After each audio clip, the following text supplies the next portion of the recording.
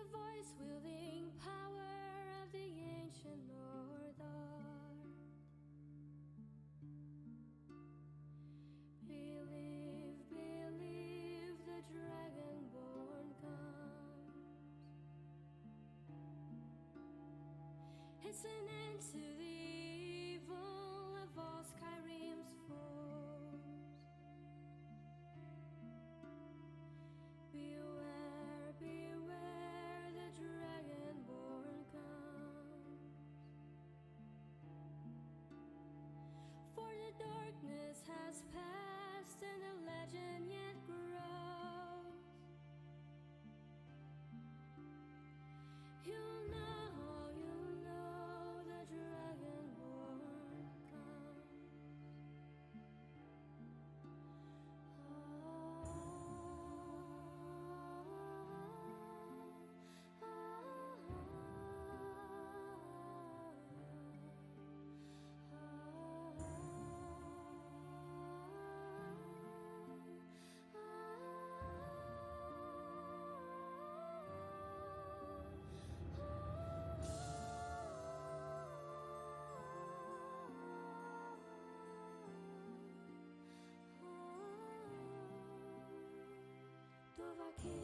Dovakin, alaksimos farin, vodain vokul, maferak hastval, arkfinoro palgran, fodnos tonzin drozan, dovakin fahin, kokal mudra.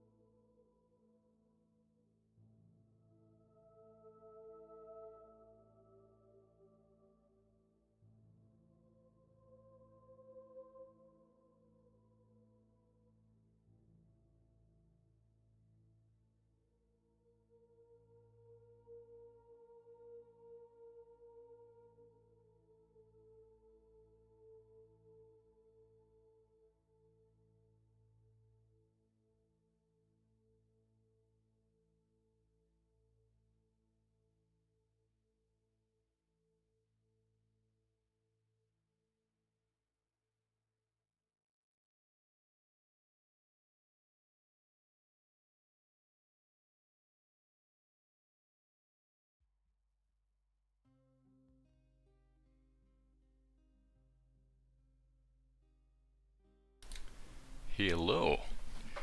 How's it going? My name is Dylan. I also go by Twin Crows around Skyrim modding. And welcome to the stream. I see there's 5 of you guys watching live, so thank you for uh, checking it out and visiting.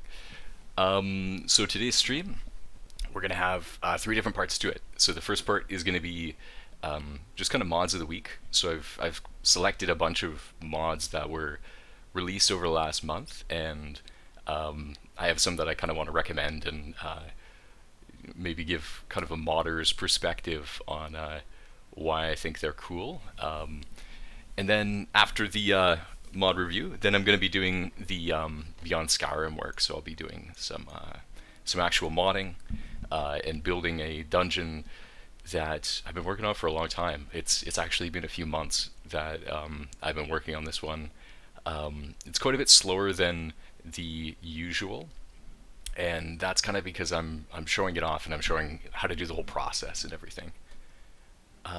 So yeah, there's going to be a lot of mod reviews, so it's probably going to take about an hour for me to get through all these mods because I have a whole bunch of these. And yeah, let me hide that little online soon thing. There we go. So yeah, how are you guys doing in chat too, by the way? Hope you're doing all right. I'm over in BC in Canada, and we have a little bit of smoke out. I know there's wildfires going on in the west coast of the United States, and yeah, we do kind of experience a little bit of that. We have wildfires up here too in Canada too, but luckily this year it's not too bad for us. So for you guys out there, just it'll be all right. Give it a little while. Everything burns away, and then next year there won't be anything else to burn. So so yeah. Anyway, so in my own time, I have been working on a mod. I've been working on one called King's Hearth, and it is a wind helm overhaul. So it's kind of fun. There are some overhauls and stuff for cities around, but because I'm a little bit more of an experienced modder, I figured I'd give my shot at it and give it a go. It's coming along pretty awesomely. I have like a new area of Windhelm that I've built. I have like several houses and NPCs, and I even created a quest too. So it's coming along. I'm planning for it to get out by wintertime. So it's going to be a while still, but yeah, I know a lot of people will probably be coming back to Skyrim around wintertime. It tends to be a seasonal, kind of yearly thing where people come back and they're like, oh yeah, I really want to play this nostalgic game again. So yeah, that's kind of something I've been working on in my time. I have some, I don't know if I mentioned it, I do have some screenshots up on my Twitter for King's Hearth. If you want to check it out, you can see some kind of work in progress shots. I took one of the area that I'm building for sure, so you can check that out. And yeah, so just before I get into the mod reviews, I do also have kind of a cool thing. So let me just pull this up and then I can show you. There we go.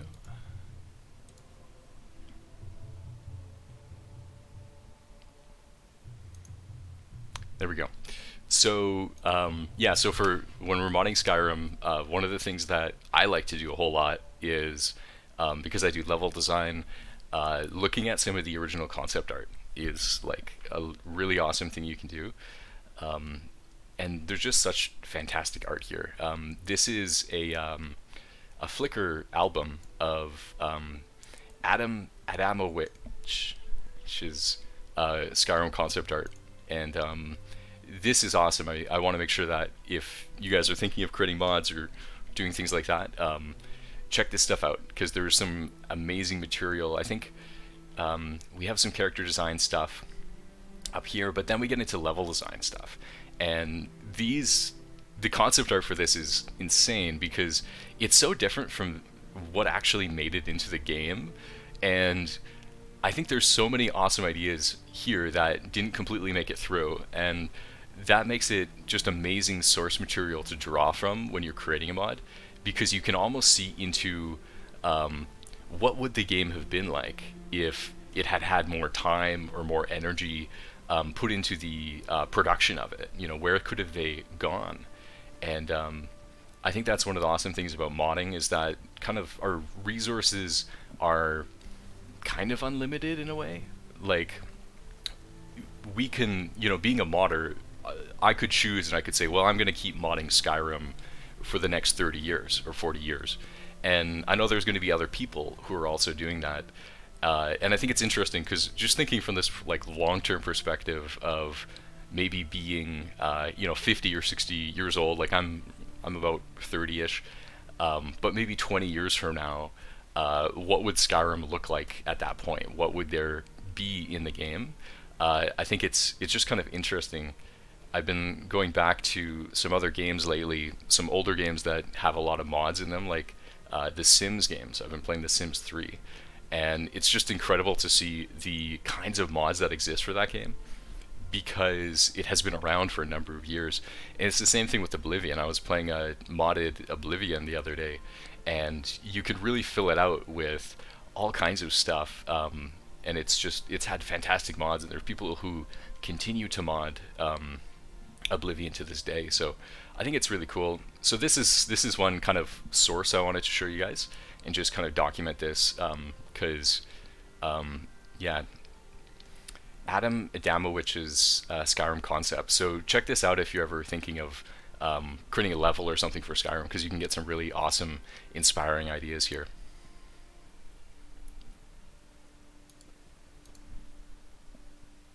All right, and then we're going into the mods of the week. There's a lot of these. There's like, I think I have like 20 mods here. So the first one I wanted to show you guys is Lofty Dungeon Pack. So it's just a simple mod that adds 2 dungeons, and I have a soft spot for like dungeon mods. Whenever anybody creates one, it's so awesome because you can just add it into your game, and it doesn't usually they don't conflict all too badly, because there's so much space in Skyrim. You can just install a bunch of dungeon mods, and chances are they're not going to be built in the same spot. But Lofty's dungeons, I have a special appreciation for, as being kind of a person who also works in designing levels, because I think they did a good job of mixing kind of detail without making it over detailed. Like, in terms of like kind of where I would consider it to be over detailed, I think Lofty is nearing that area, because there is a lot of detail here, and I'm sure it took a lot of time to make these things too. So that's always a consideration when you're making a level, is just how much time are you going to spend on it, because players really rip through content really quickly. So you don't want to spend too much time on stuff, unless you're doing it just for kind of art's sake.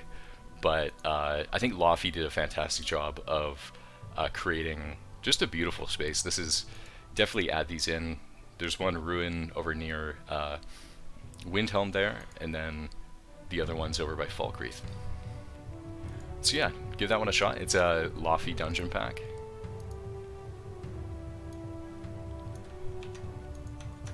And then the next one here. This one's called Useful Clothing.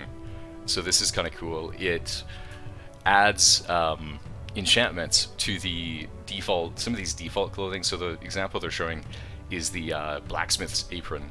So this one makes your smithing a little bit better, your improvements, whenever you're using like the grinding wheel or the workbench. It makes that item a little bit better, and then also increases your carrying capacity, which is kind of cool too. So that's the blacksmith apron. They added it to the chef's tunic and hat, but I don't think they didn't document that. So that would be maybe one, I guess, kind of suggestion as far as like if you're creating a mod page. I think having a mod page where you have more details out there is super good. It really helps out, and I think that's yeah. But I think that's a really cool idea. I like the idea of just, you know, these clothing, the blacksmith's apron and the chef stuff. It's not just clothing, it's sort of it has a specific buff to it as well. I think that's an awesome thing to add.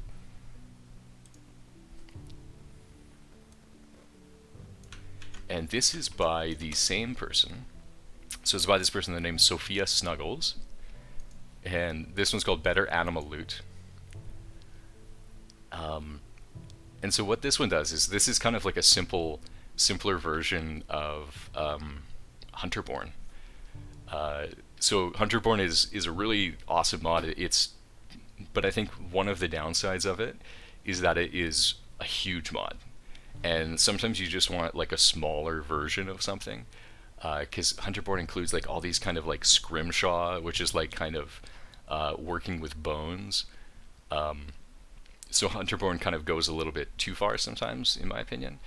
So I do prefer mods like this. So Better Animal Loot. This one adds more meat and claws and stuff to animals. So this is pretty cool. Another thing that's really awesome about this is that it makes hunting better, because whenever you hunt something, it actually has like 4 times as much stuff or 5 times as much stuff. And so it becomes a lot more profitable and more of kind of a solid game mechanic that you can rely on. You can say that my character is specifically a hunter, and that's how they get their food, or that's how they get their money, as opposed to being a like a dungeon dweller or somebody who goes down into dungeons. So that's a cool one.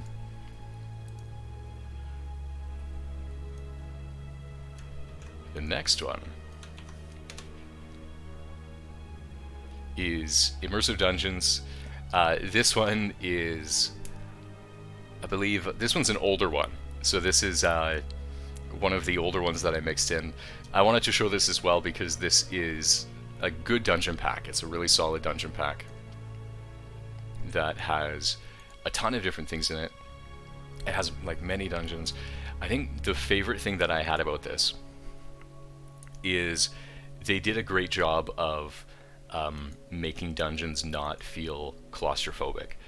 They have these dungeons that are interiors, but they're in these gigantic caves, and I think that makes it I think that's more fun, honestly. Like, I make a lot of dungeons, but I think that sometimes they end up being a little bit too kind of small, and I think having that space, that room to just like walk around and like do combat in a larger space is something that is really interesting, and personally I'm going to try and integrate some more bigger spaces into my own dungeons, because I love the effect of like the fog. You have a lot more fog when you're inside in a dungeon, and the extra space too kind of gives you multiple possibilities for when you're going through a dungeon. You can choose whether or not to kind of go one direction or approach combat from a different direction. Eerie Snow in chat. Combed your kitty for fleas. She has less fleas than last night. Ooh. Is it, is that an indoor cat or an outdoor cat?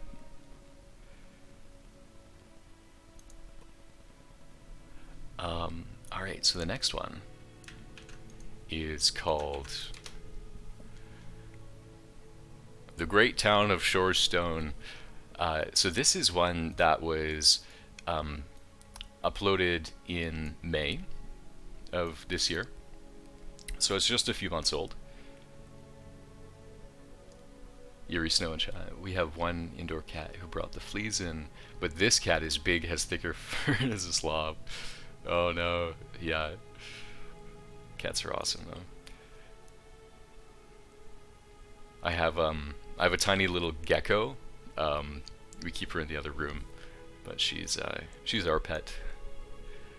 So this is the Great Town of Shorestone, and it just kind of it does two things. So one of the things is it expands out the town, and then it also kind of changes the texture. So you can actually see the houses here have a different texture from the normal Skyrim houses. They actually look different. Some of them have these interesting roofs and things, and I think that's an awesome dynamic, because I mean, in my mind at least, Shorestone is kind of like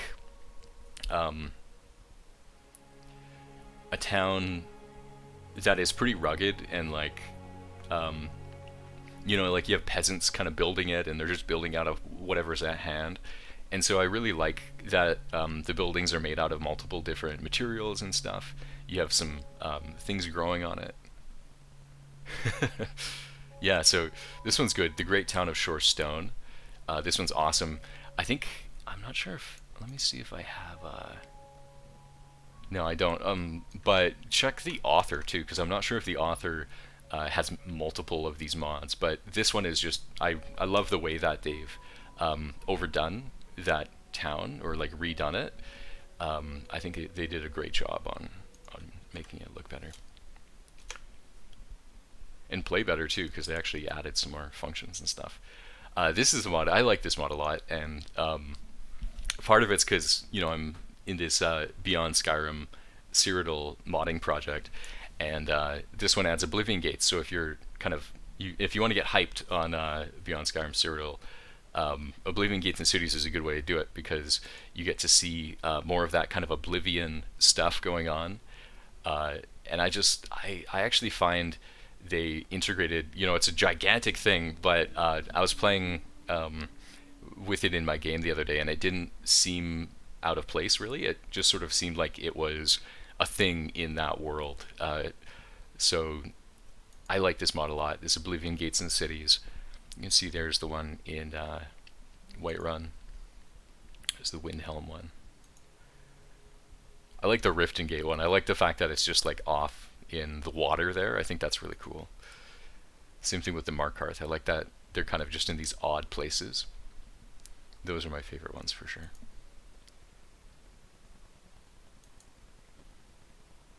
So the next one, next one is pretty wild. I think this is the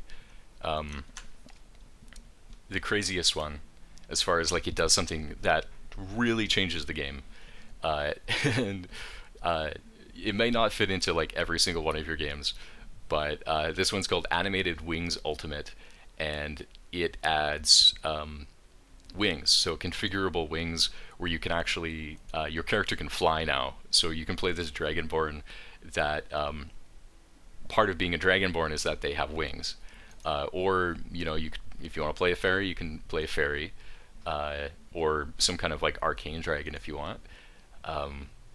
You have tons of possibilities. I like that they did that a whole lot.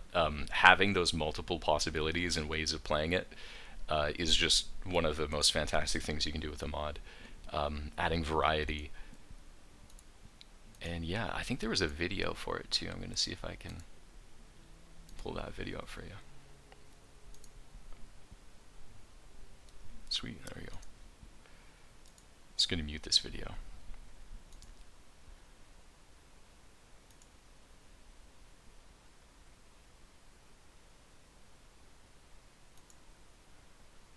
So you can see, so you can kind of hover. Let me get forward a bit here. They're showing the different styles of wings here. How they look in combat. I wonder if I can find a find a part where they're just actually flying, because they're showing off a lot of the. There we go. So there's the flying itself. It goes pretty quick. So you might have to go a little bit low with your terrain mods, because if you're moving around really quickly, it's going to be loading things in a lot. But yeah, I think it's so cool because it changes the game so fundamentally. Because if you could fight a dungeon or something, or a fort, where a fort's usually outside, you could actually go ahead and you could like fight them a little bit, then go fly off, heal up, go fight them again. It just adds a completely new way of playing the game, and I think that's just one of the awesome things.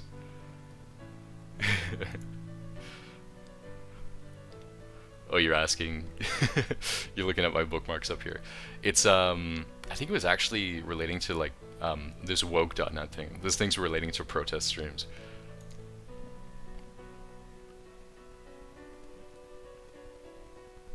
Yeah, I think it's so cool to see the effort that people put into different mods.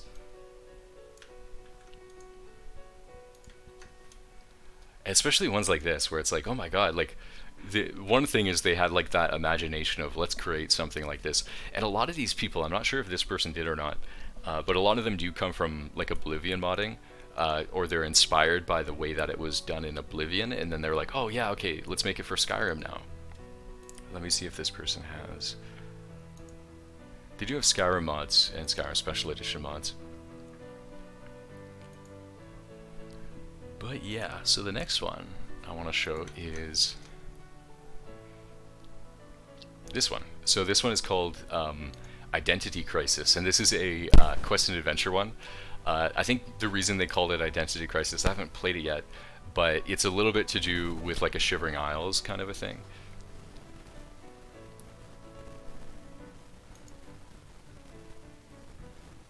And so you have like just these amazing, I'm not sure if these are from something, or if they added them completely their own, but to me, to my eyes, it looks like these are brand new models here. There's a lot of these brand new things. They might be from the Solstheim DLC, but a lot of these things look like new models, which is fantastic. It just looks like such an awesome area to check out, and there's a whole quest with it too. Definitely like Shivering Isles vibes off of this.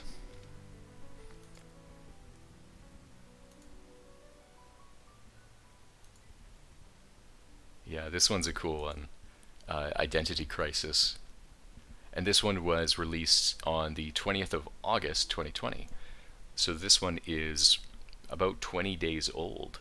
So it's very, very new. It's getting tons of downloads already, and only a few bugs. So that's always a good sign.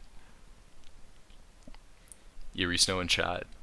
Modding end goal is to make a mod that covers all or most of the Khajiit fur stocks, but I've got a lot to learn. What's a fur stock?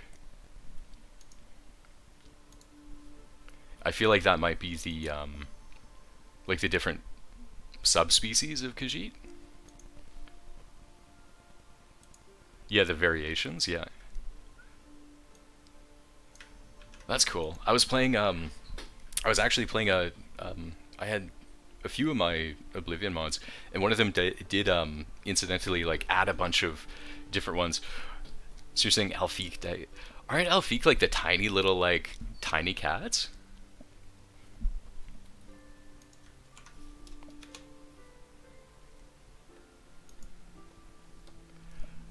So I'm going to go on to, so here's another one, Silt Strider's mounts, and this is a really wild one. Snow, Alfiq resemble house cats, but they're as smart as any other Khajiit. I love that. It's just like this intelligent, like, little tiny cat.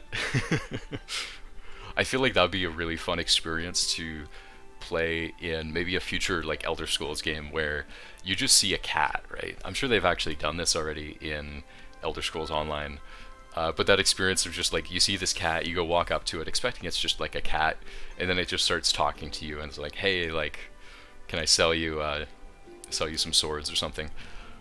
So this is Silt Strider's mounts, and what this does is it adds a new mount to the game, which is just a little Silt Strider, and you can see its legs are like really short. It's not like a tall, normal Silt Strider. It's just like it's a shorty, and you can ride around on it. I think they had a video down here.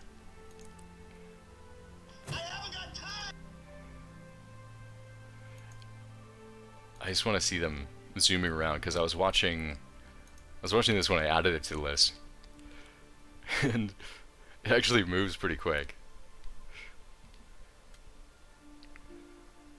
It looks goofy, but I just like the idea that like there's this unique mount to Solstheim that you could just like romp around on.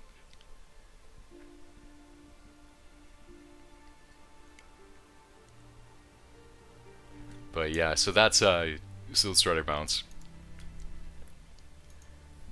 Definitely an interesting one to check out, and it was released actually a number of years ago. This one's in 2016.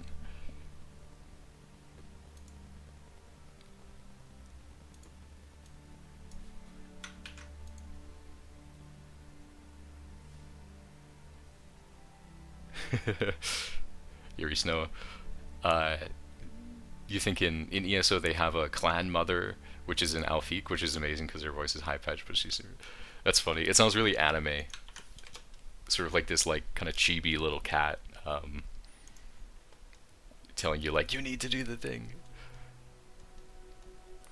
So this one is Dunmer Settlements of Solstheim, and I love this a lot because one of the things that I notice is always like a huge thing that people can always add more mods with is we have these other kits that were introduced by the DLC, and one of these is the Dark Elf kit. So you have this kit that adds these just really like wild looking buildings from Morrowind, and what this one does is it adds a few of those into the eastern border area of Skyrim, and I just think that's a cool idea because, like, obviously there would be, some Nords building in Morrowind and some Dark Elves building in Skyrim, especially because like the lore period that Skyrim is in is actually like kind of late, like in terms of the whole like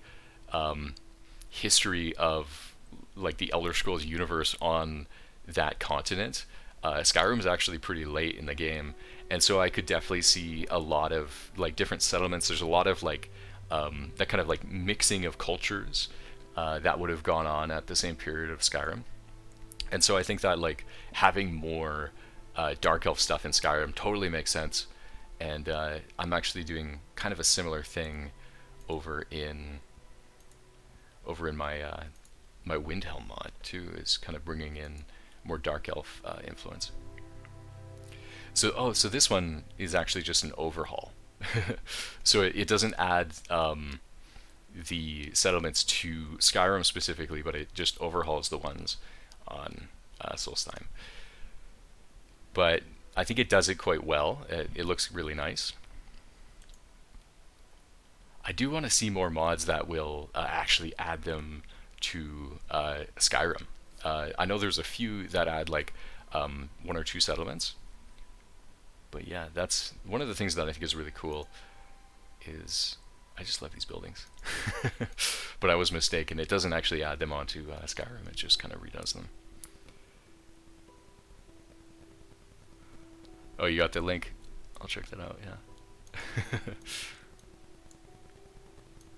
I will always open up UESP links. I will always open those up. Clan Mother Tadali. The Elfiq clan mother of Black Heights and mother of Zaji. What does she look like? Nice. That's really funny.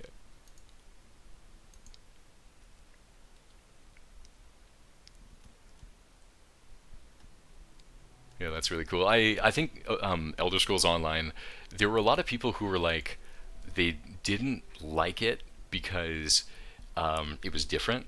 Like, as much as I create stuff for gamers, I don't like gamers because they tend to be really like ragey all the time, and I think that that's something that really affected like how people reacted to Elder Scrolls Online. Was like they were like, oh, it's not Elder Scrolls, it's not my Elder Scrolls, it's like it's it's not canon and stuff, and it's like, well, just let people have fun.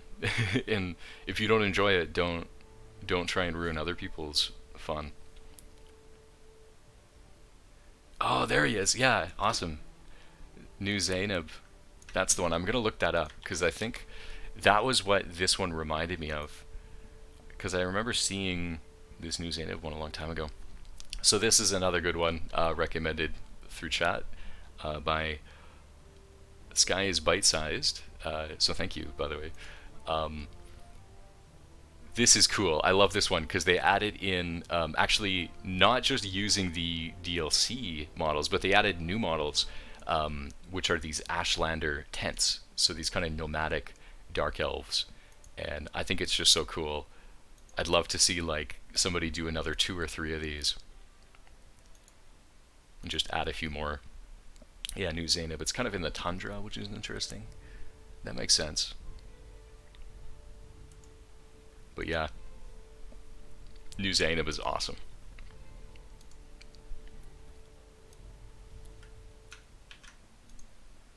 So the next one here is called Hamlets of the Pale. And so, description: the mod expands Lorius Farm into a hamlet and adds 2 new hamlets to the Pale. So it adds a few little tiny villages, and it adds some NPCs to them too, which is awesome. Any mod that adds like an NPC with its own like routines and things it does is awesome in my opinion. So you can see here's a few of these. They're really simple houses, and I think it's kind of interesting that they chose to build them using, I think, the shack kit, or either that or they created their own models, because I don't really recognize these kind of these straw roofs from anywhere specific.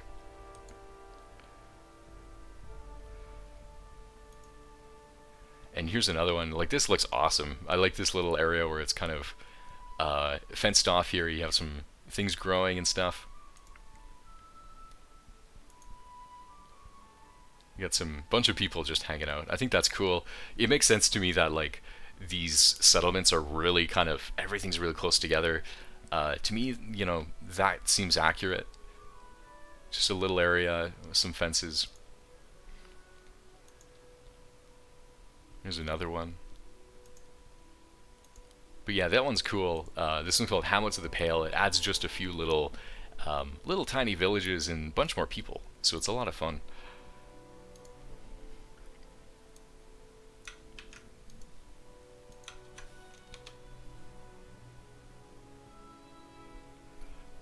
This guy's bite-sized in chat. Was trying to make an alternate start option for New Zainab, but I'm pretty clueless with scripting. Yeah. Yeah, I know a lot of people make alternate start for, that'd be interesting. That'd be really cool, because then you could start specifically like that. Another thing that I find people forget is you can also start your game by like doing that COC command too. So like, even if you didn't, like, if you're doing an alternate start, you could start somewhere random and then just like at the very beginning of your game just go like, okay, COC New Zainab, or whatever the location name for New Zainab is, because you could totally do an alternate start that way. It's just not it's not an option in the actual mod. You'd have to kind of use your console to do that. So this one here is called Thaindom of Helyarkin, and so Helyarkin Hall is one of the houses added by the Hearthfire DLC, and so this one adds a little village outside that where that house is, which is super cool because if you're playing a game, maybe you've been playing for a long time, you have a character who's like really established. You have a bunch of money and stuff. You could imagine that there's this little village that's grown around where the Dragonborn lives, or if you're not playing the Dragonborn, whatever kind of character you're playing as. But this adds a little village, and I think they also said they will pay taxes to you, which is funny. The taxes are apparently 300 gold a week, so it's not a lot. But if you're playing maybe a mod where money was harder to come by, this would be an interesting way to do it, because then you could almost play with like, okay, you know, I'm the mayor of this little town and I've got to make it better, and you know, do things like maybe go and get some followers to be guards for the town or something. There's a lot of interesting options that this kind of, you know, that kind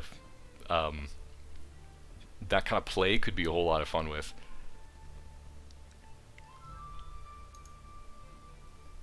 Ayuf in chat, looks like it could be could be fun with Landlord. I'll have to check out. Okay, is Landlord a mod? Landlord Special Edition Spanish. I don't know if it's translated. I see Landlord. No, I don't know if it's there for Special Edition. Hindi 19. We don't like landlords here. It's I think it's definitely a feudal thing. It's a weird thing to me that we actually still call it a landlord, because to me it's sort of like if you're a lord, I'm a vassal, or like not even a vassal, because I don't think that's kind of the relationship. If you're a lord, I'm a serf, and I don't know if we're ready to recognize that. But you know, that's kind of how it is, isn't it? So I'm gonna go and bring up another one. We're getting near the end, and I'm pretty happy because this is roughly the amount of time that I wanted to take. I started speeding through like the first few because I was like, oh my god, I don't know if I'm gonna get these done. So this one is called Clef J's Carthwasten, and it is a town overhaul of Carthwasten. So Carthwasten is like one of those little villages, and this one says it adds new merchants and aesthetics. It's lore friendly, which is always good. I like it. It's really interesting. I find it fascinating. So there's this little piece here that is actually like a snow elf thing, and it's really cool to see snow elf, just little tiny bits of it integrated, because in terms of the lore, like Skyrim was totally like snow elves. There was like snow elves all over the place before the Nords kind of came there from Atmora, which is like this frozen, super frozen continent. And then the Nords like fought all the snow elves. So it's interesting to see that, you know, some modders are like integrating snow elf architecture into these towns. I think that's so cool. And like, look at this. This is so cool. There's like graves. I love this building here with these big circles. I think that's so cool looking. And they've actually, I think they built it out of multiple pieces, because I do recognize this circle. It's a part of a kit. And there's this area too, which is pretty cool. Oh yeah, Eerie Snow. I have a snow elf ruin mod. I might show that after this. You might like it because it adds a snow elf ruin to the game. But this is awesome. They've integrated. There's the Markarth flag there. It just looks awesome. It looks a whole lot like a what a village in Markarth would look like. And I think there's even a dog. There's a dog in the town, which is always good. Good to add dogs. There's a big shot of all of it.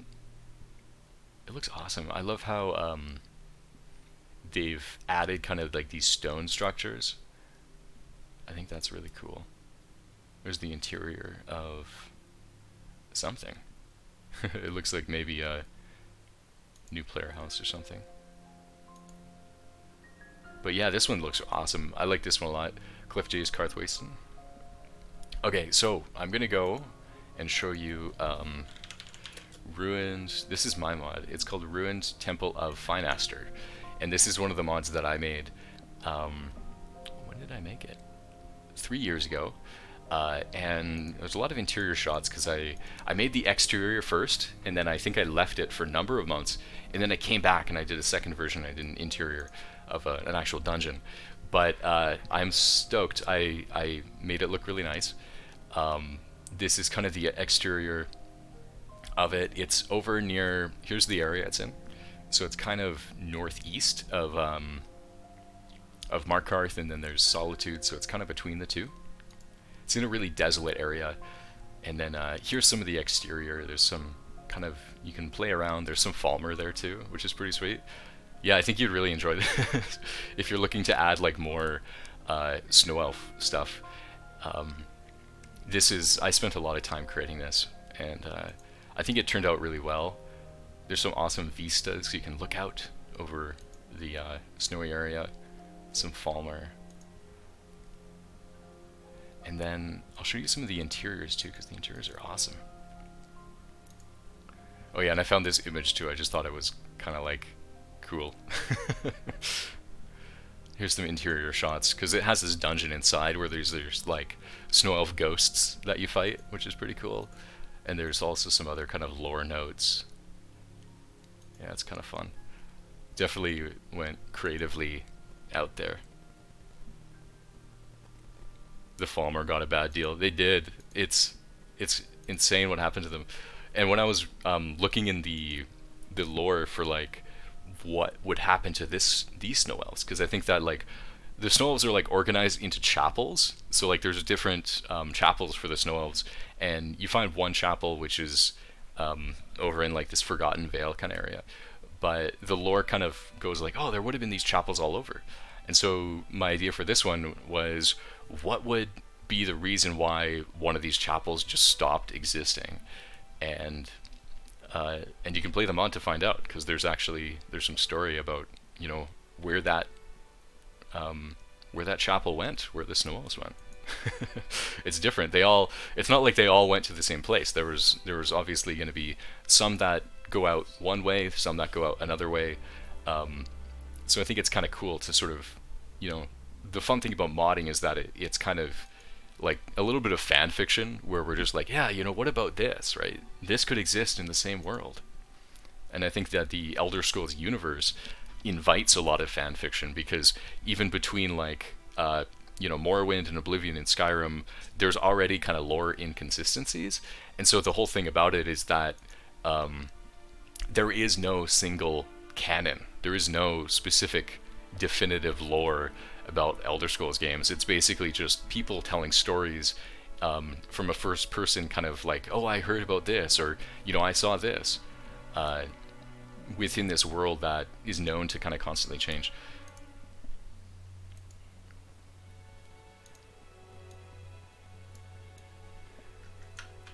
So the next mod is called Placeable Statics Move Anything. And I think there's a few mods that do a similar thing to this. And yeah, that's the word for it. Sky's bite-sized, unreliable narrators. So they could be lying to you, or maybe just wrong. Maybe they don't know the full cosmology of the whole universe, and things can change. So this one's interesting. So placeable statics, move anything. So the idea for this one is you can pick up objects. So here they're showing, and here they're actually showing you can create them, which is awesome. So you can actually craft these placeable statics, and then you can put them down places. So for instance, here they're showing they put down a few things. They have these display cases that they drop down. I think this alchemy lab they probably also drop down. And I think this is so cool. They're doing the same thing with banners. They're moving them around. Just this idea of you can actually literally just rearrange the whole, like any place, to your heart's content, to kind of create any area in the game, or change it kind of in an in-game way. Is just awesome. I spend so much time just decorating houses in this game. It's just so fun. And yeah, you can, it's basically, oh my god, there's actually so many similarities. There's another mod I showed last time. I'm going to show it again because I really like it, and I want to make sure everybody knows about it. It's called Alternate Actors, and it is it gives you a spell. You cast the spell on somebody else, and then you play as them. So you could be like going through and you start the Stormcloak campaign and stuff, and then you decide, oh, I actually don't want to play the Dragonborn anymore. I actually want to play as Ulfric. So then you cast the spell on Ulfric, and then your character actually changes into Ulfric. You can go and like clear dungeons, or like do whatever you want as that character, and it takes most of the things. So like I think the inventory, for instance, you're going to have Ulfric's inventory. You're going to have his skills, and things like that. And you can even level like a character, and then you can return back to your own character. So this is really cool, just in terms of like Sims kind of stuff. Where is it? I think I was explaining it before. It's like you could cast it on Nazim, which is like the jerk from like Whiterun, who's always like really condescending of like, oh, you've never made it to the Cloud District. You could play as him, and then you can go ahead and do whatever you want as that character. So it's really cool. You can just play as whoever you want, which is just an awesome idea. It adds so much dimension.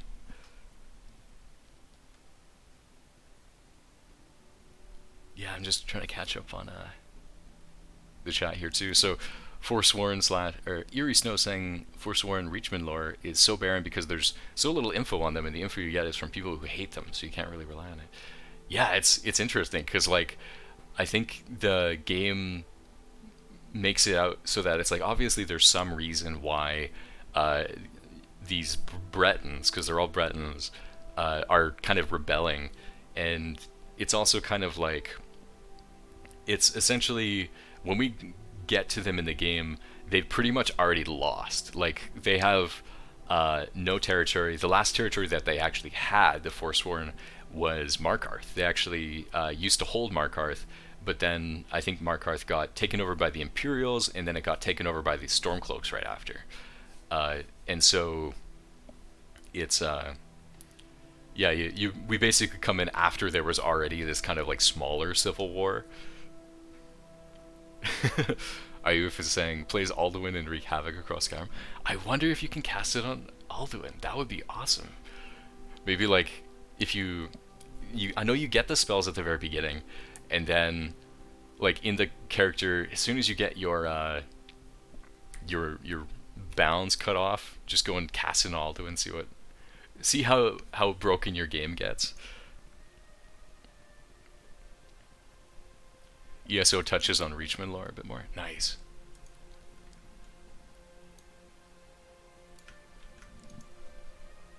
I was playing some ESO and I remember like walking through that area of something. I can't remember where it was, but there was a bunch of these kind of Forsworn stuff, and it was really cool. All these like gigantic thorns and stuff. So here's another one. More wildlife in Falkreath Hold, and it just adds. It says roughly 100 immersive animal prey spawns spread carefully across the Falkreath Hold. So it adds just a bunch of like deer, really, to Falkreath, and it makes this really like lush jungle area. And I think this is really cool because sometimes some of these areas, like if you wanted to play a hunter, there's not really going to be all that much game. Like there's just kind of like and not a lot of it's going to be prey. Like you're going to run into like a lot of bears and like saber cats and stuff. But what this will do is it adds like a bunch of the animal prey spawns, so that you just have a bunch of like interesting game to hunt, really. So I think this is a really cool one because it's nice and simple. It should be compatible with pretty much anything.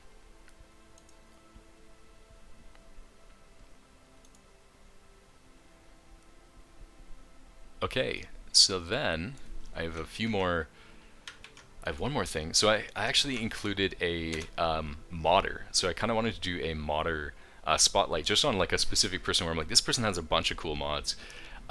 So this person is called Simonson, and they're modding over in Germany, and they have a number of files.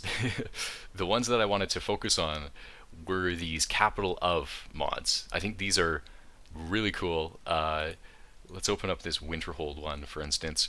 Actually, maybe I'll check out Falkreath. I think Falkreath is one of the ones I really like. Capital of Hjalmarch is good too. I'll open up a few of them and we'll just take a gander through them. So this one's capital of Winterhold, and it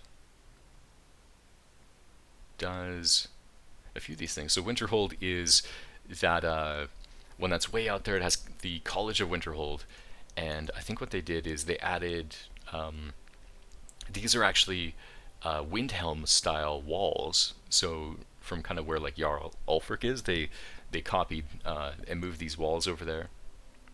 And then they have a blacksmith, so they added a blacksmith to Winterhold, which is also really nice because by default there's no blacksmith up there. Yeah, Eerie Snow, you think you played them before? They're good. Some of these ones are fantastic, and the crazy thing about these ones, I don't know if it's because they're just recent, but they don't have a lot of downloads. Especially this one. I think some of them do. Let me take another look. They were all uploaded in March, so it is September now. So March, April, May, June, July, August, September. So that's a few months ago. That's like 6 months. But it feels like yesterday because we've all been in this pandemic together. So they released this kind of towards the beginning of the pandemic, which is a good way to just measure time nowadays, I think. So the capital of Falkreath, they just made it better. They added some cool stuff. They added a city wall to Falkreath. I think that's definitely worth checking out, especially because like, I love it when people work on these long-term projects and then they just drop like 6 mods within the span of like, well, they drop these all on the same day, all these capital of mods. So I just love it. I think there's just such an awesome payoff when, because I like as a modder, I know like literally you do put hundreds of hours into each of these. Each of these mods probably took a long time. So there's just such a payoff. Like when you actually get to the point where you're like, yeah, I'm done. Let's publish it. I'm done with this. I don't want to look at it anymore. I've been working on it for so long. Let's get it out there. I just think it's awesome when people create these things.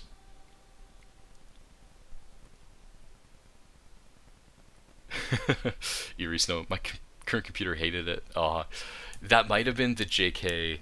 There's also a JK Skyrim, and I remember when I downloaded some JK stuff, it just kind of added too much. I think there's kind of like a balance between making it overhauled versus making it too overhauled and adding too much stuff.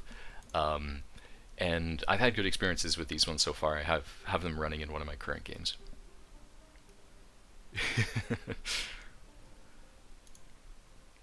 So that's Simonson. So check out Simonson if you're interested in some awesome mods. You can see they're also doing some stuff for Beyond Skyrim, which is awesome too. They're bringing in they're replacing some of the default Skyrim stuff with Beyond Skyrim stuff. So like the horses, and they add some of the armors in. And so I do like to show you guys some good stuff because I've been doing these mods every month. So I want to make sure that people who are watching this, you have some good stuff to tie you over. And I did want to show you this series because it's a fantastic series done by a very successful streamer named Kraken. And they did a modded Oblivion, actually a few plays. And they did these a few months ago, back in June. So 2 or 3 months ago. They created these. And it's actually, I'm not going to play it because there's going to be an ad if I do, but they're an awesome series. It's really great because they just have like a chill and positive way of talking about the game, and I think it's just really an enjoyable way to play.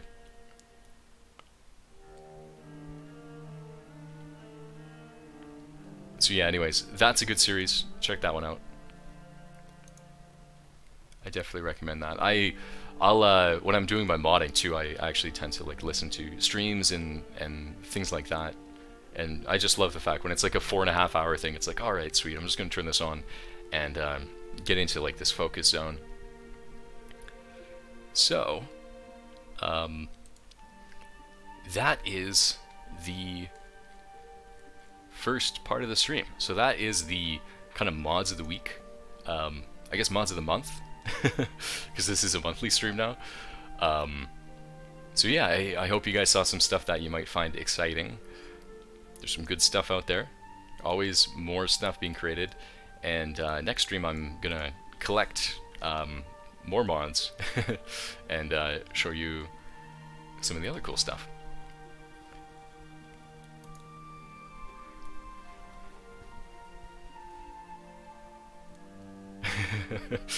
Eerie Snow. I love lesser cities / settlement overhauls dearly.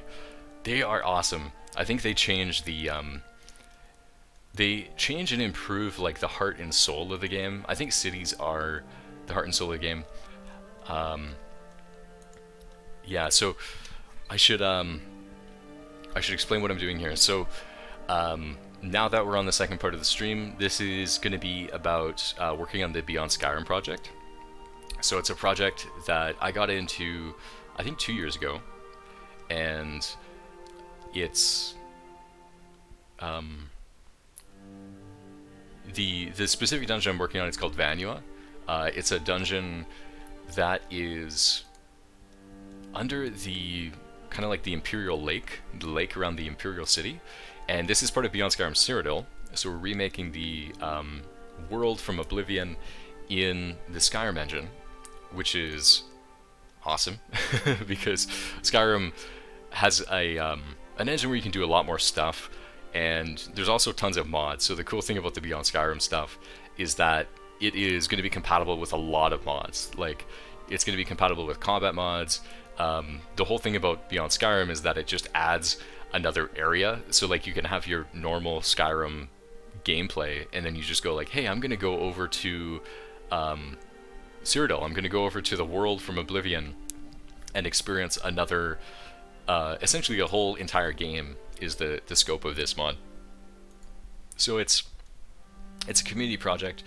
There are hundreds of people who are contributing to this, and there's so much stuff going on with the project that I cannot keep up. Like, I have no clue. I have no clue what's going on in the project. Polo Games, thank you for following, by the way.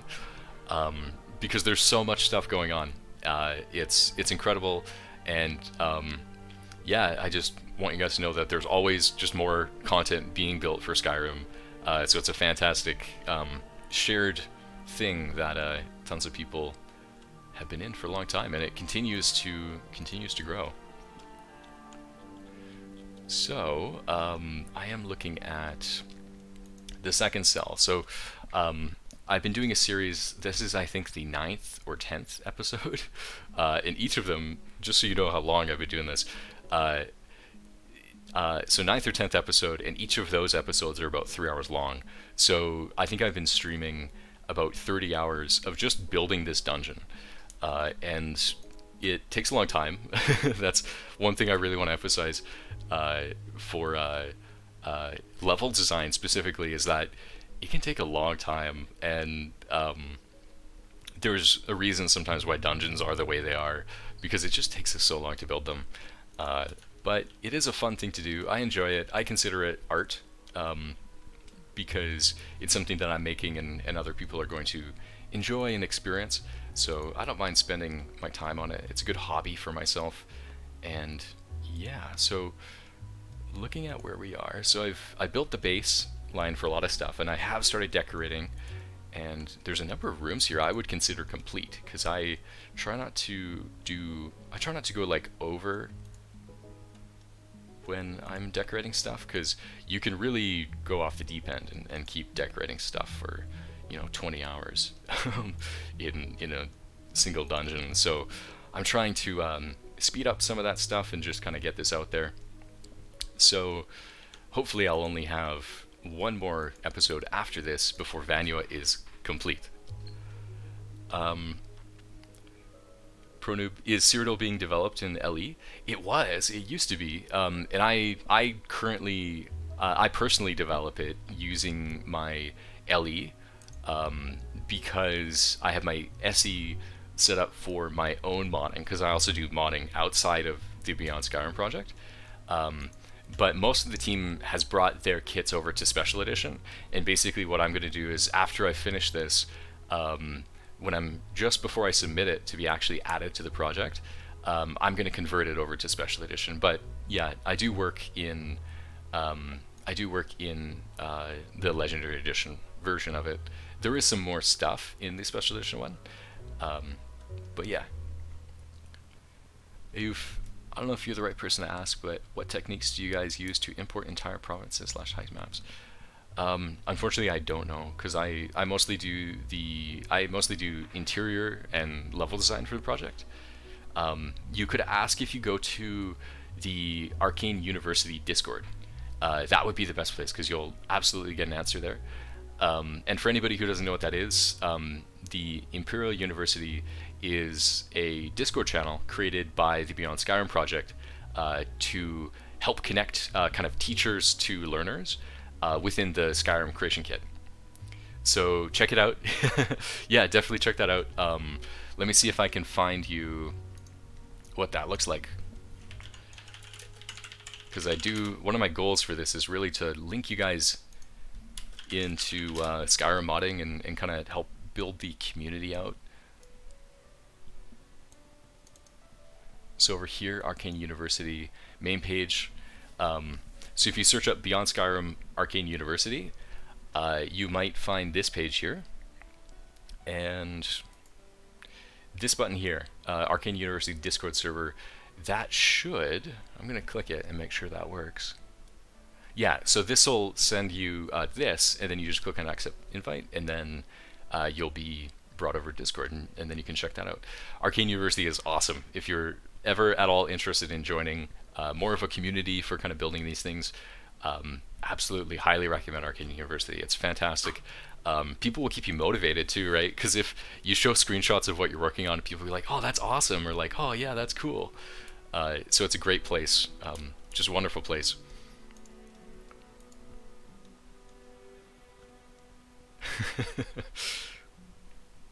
You tried teaching once, never again.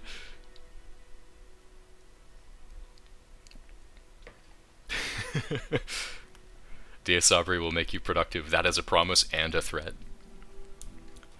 Yeah, they'll.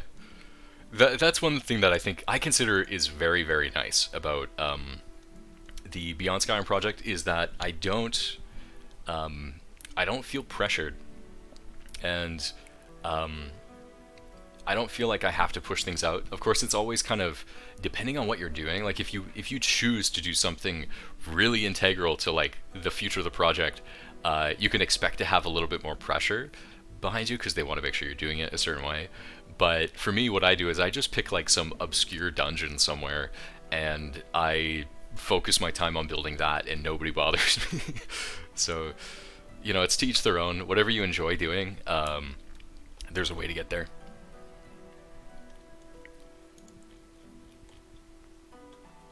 So, yeah, so I'm trying to add more decorations and just kind of piecing together, you know, what happened, because it has been a month. It's been a month since I worked on this last. Eerie Snow. See, I want to draw some were crocodiles, but they won't let me. Oh, man. Maybe the Beyond Skyrim Morrowind people would be into that. Were crocodiles. Or Black Marsh. I don't know how they all are. I don't spend all that much time in the Discords because I'm actually I'm a fairly introverted person, and so honestly, like, there was a reason why it took me about a month to get this stream going, because I was thinking for a while, I'm like, oh man, I don't know if I want to do the stream again, and I think I do put on like a good performance as far as like I don't come off like I dislike it or I have a bad time or anything, and I don't. I tend to enjoy it while I'm streaming, but it does exhaust me afterwards. I'm just like, oh, I'm so tired, and like when I think of the next stream, I'm like, oh man, I don't know if I want to do it, but it tends to go good, and I'm very happy for the people in chat who kind of keep me preoccupied, because I have had streams, because this is a series, and I'm very happy because yeah, I feel like this stream has kind of grown since I began the series.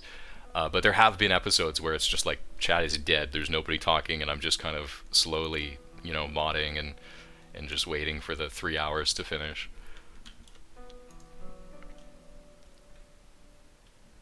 Oh, you're in Atmora, Eerie Snow.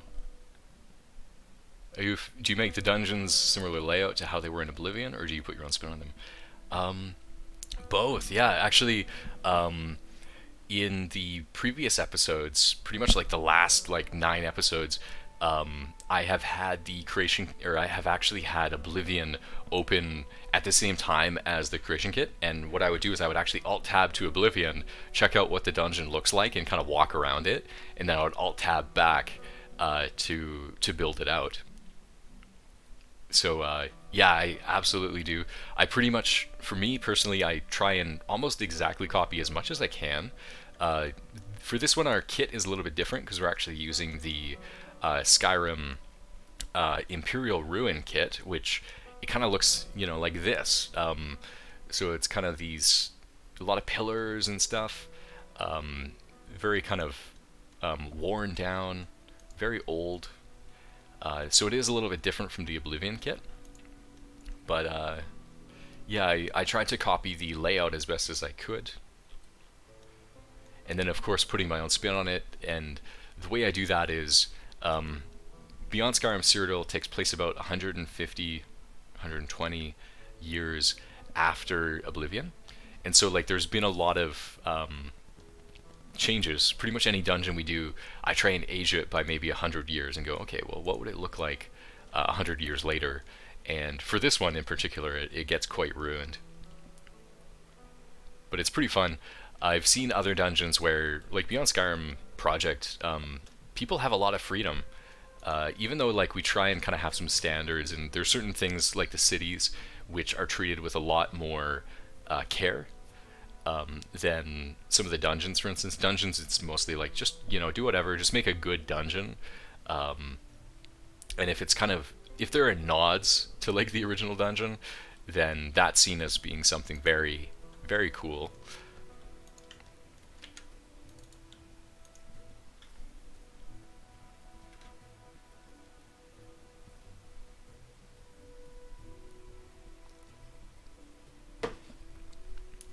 Hey, Reesno, you just started college. That is awesome.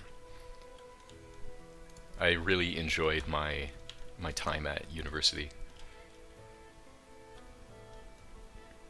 Alright, so here's another area. I haven't developed this one as much, so I think that this is a good target for today. I'm going to try and improve this one as much as I can. Just going to change these windows a bit.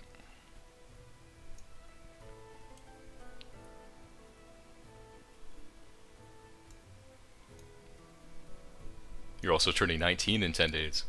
Well, early birthday, I won't be streaming on, certainly won't be streaming on that day, so early birthday. Congratulations on making it to 19. Level 19.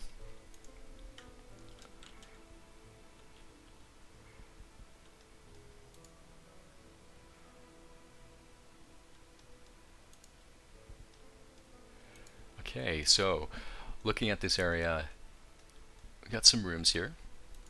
Oh my god, yes. Okay, so this is, I've been thinking about whether I'm going to keep this or not, but last stream they convinced me to add a bunch of mushrooms to this area.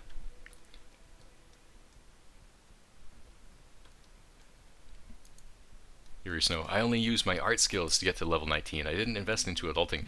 But the thing is, everybody has to multi-class. Everybody has to take a few levels of adulting just to be able to survive. Otherwise, there's a requirement. You don't get past taxes if you don't get into adulting.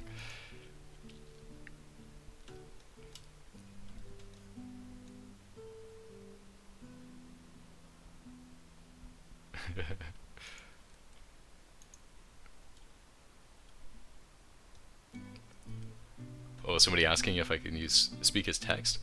I don't know if there's an option that I can turn on. I wish there was. That'd be cool if there was like a way that I could have it communicate for you, but unfortunately, I will be uploading this to YouTube, and I know that YouTube has a thing for that.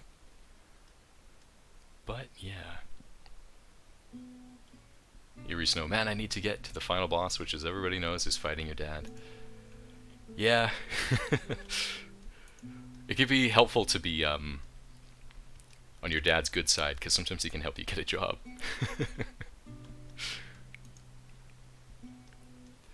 Okay, so here's this weird mushroom room, and I was actually thinking about it. There are these awesome Blackreach giant mushrooms, and so this is the craziness that happened. So last stream, they talked me into making this lich like a mushroom farmer. So the history of this lich, because every lich needs to have a history, and that is reflected by the dungeon and what's in the dungeon. This lich is kind of a lame lich, and he's not weaker, so he's just like a normal lich, but he is one of the only liches, because all the liches are Ayleid liches. He's one of the only liches that doesn't actually exist in like an Ayleid ruin. He exists in essentially this Imperial ruin. So the story that we were thinking so far, and none of this is going to be conveyed to the player. This is completely just headcanon in terms of development, is that this lich is basically just into growing mushrooms and ingredients, and they were trying to find a place where it is quiet. You know, they have that solitude. They can just grow their mushrooms in peace, and that happens to be in a dungeon, which is a really obscure dungeon underneath the Imperial City, or like outside of the Imperial City, underneath the lake where the Imperial City is. So I was thinking of growing more mushrooms, putting more mushrooms here, just for fun, and just seeing where that goes, seeing if it works as like a stylistic thing. It might not, I'm not sure. Wisp stalks? Let me check what those ones are again. Oh yeah, those are the, you see them a lot in Iliad ruins, and they kind of glow.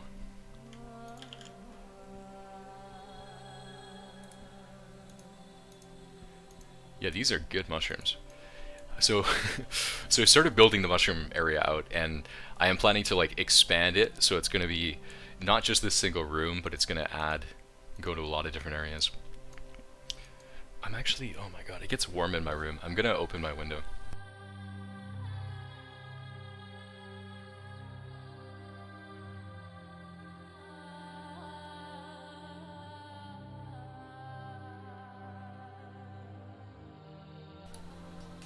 I don't know if it's going to cause traffic sounds, though, because there's some traffic outside.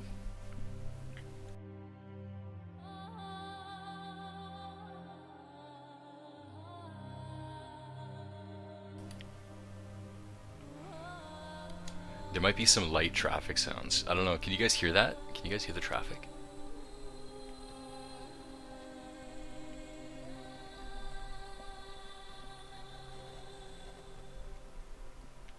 Can't hear anything? Okay, sweet. Okay, so, nice. Apparently it's either too quiet or it's being drowned out by the Elder Scrolls music in the background. So that's perfect, because that means that it will be at probably 5 degrees cooler in my room. And I'm going to be creating for the next 2 hours, so it's nice to have it nice and cool. Okay, so I'm going to add some wisp stalks, because that's an awesome idea. And I have some options. I'm gonna pick this one here. Oh, I'm sure you guys could hear that engine. You must have been able to hear that one.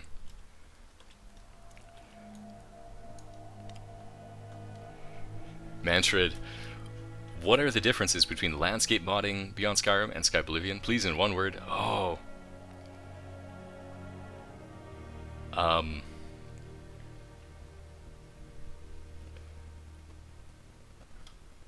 Here, I will type it.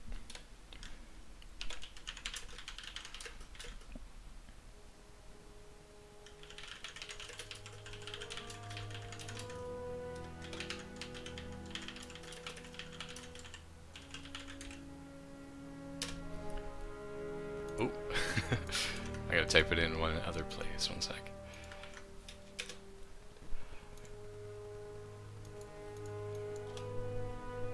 There we go. I hope you can throw that into a translator or something.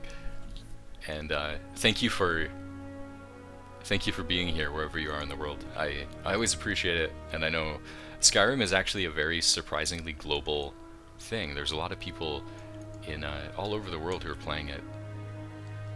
I find my mods translated into different languages, and it makes me so happy whenever I'm like, oh wow, like my mods made it over to, like, there are people in Japan playing my mods. Or when people first approach me, they're like, can I translate your mod into Italian? I'm like, hell yeah, that's awesome.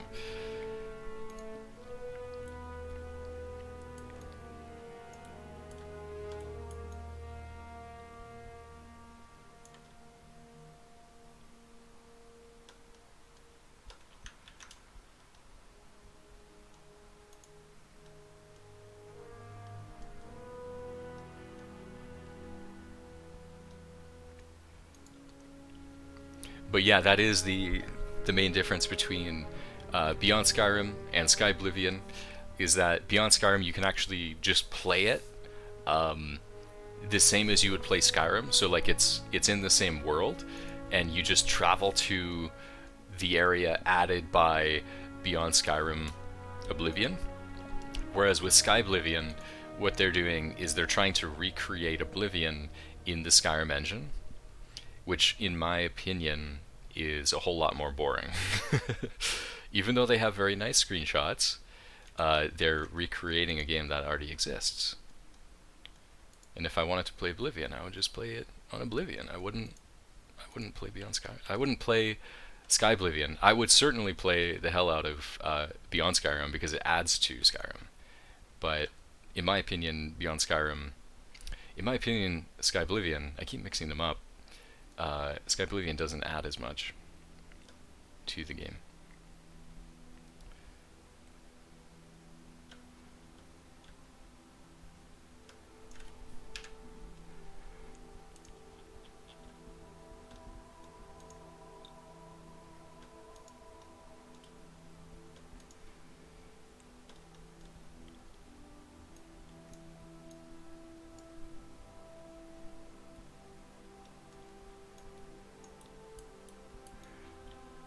I think that's especially true because Oblivion actually kind of stands up still. Like, if you play it, the graphics aren't that bad. There's the gameplay is actually pretty good. You can get some mods that will change a few things. Skywind? Which one's Skywind again? I guess that would be the same thing. So like Skyblivion is recreating. Okay, so now that you've introduced that idea, I think it's just it takes a lot of work, I guess, is the main thing, because I know how much work it takes to create something like Beyond Skyrim Cyrodiil, and that is even using the added motivation of creating a whole new thing. If all I was doing was recreating something that already exists, I would lose motivation pretty quickly. I would kind of be like, well, it exists, I'm not really adding all that much if all I'm doing is kind of recreating something that already exists, if you know what I mean. Like, it's just, I think I would lose inspiration pretty quickly, because if I was working on one of those kinds of projects, you're not necessarily doing anything new. There's not really any personalness about it. It's just kind of recreating something.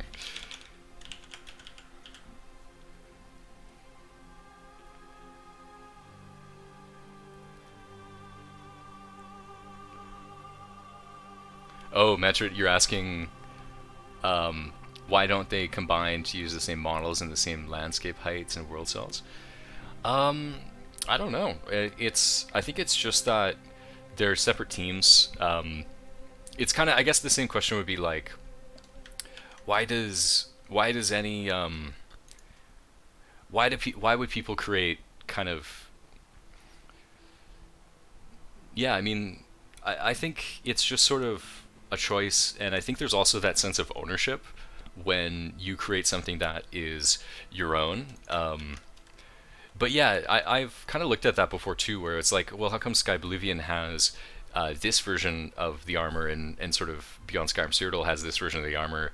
Why not just use the same stuff? But yeah, it's definitely creative direction, like Sky is Bite Size is saying, where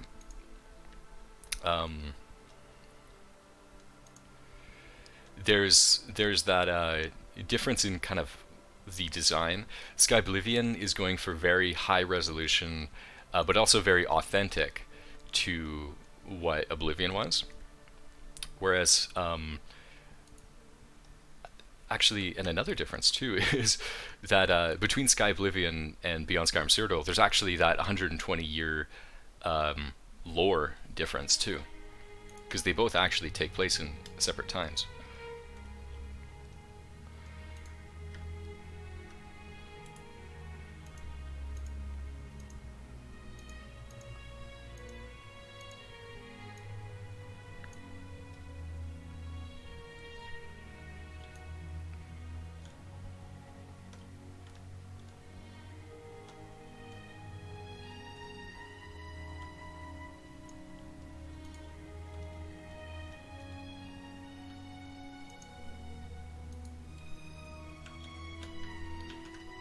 And Aoufir is miles ahead of all of us, waiting for the Skyrim remake in Elder Scrolls 6.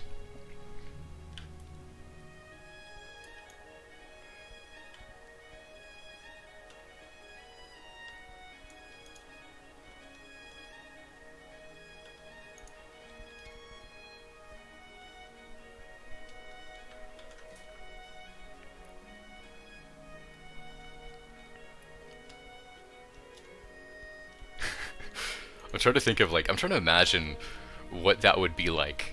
I think it's funny because like there's that period where like we kind of know, we basically know nothing about Elder Scrolls 6. We've seen that it's probably in High Rock, based on just like what it looks like. Mantrid, I am making a Imperial Fort, but it has an Ayleid Lich, so it's kind of a mix. It's kind of both.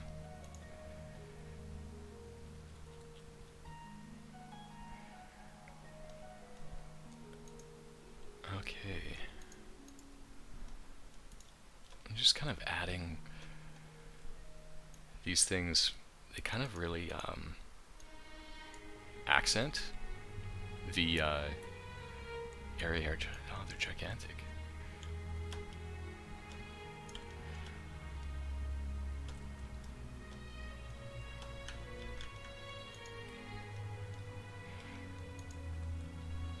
One thing I really believe about creating and like building levels is just go and keep going. If you find something cool, just kind of keep creating. You don't have to think too much about it because I mean, it's for one, it's just a game, and gamers are gamers anyway. So if they're gonna get upset, that's their own fault. So really just keep making stuff. Don't worry too much about what people will think.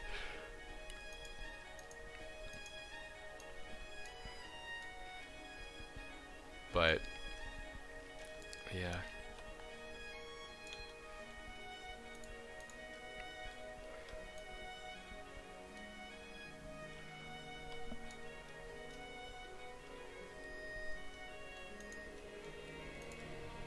I like these mushrooms a lot. They really look nice.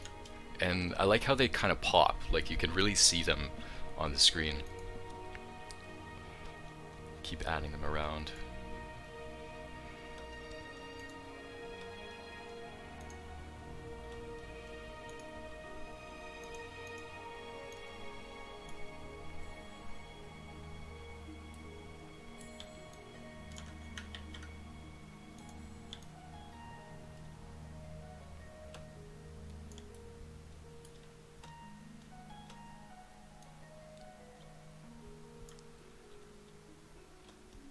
That's cool. I like that a lot.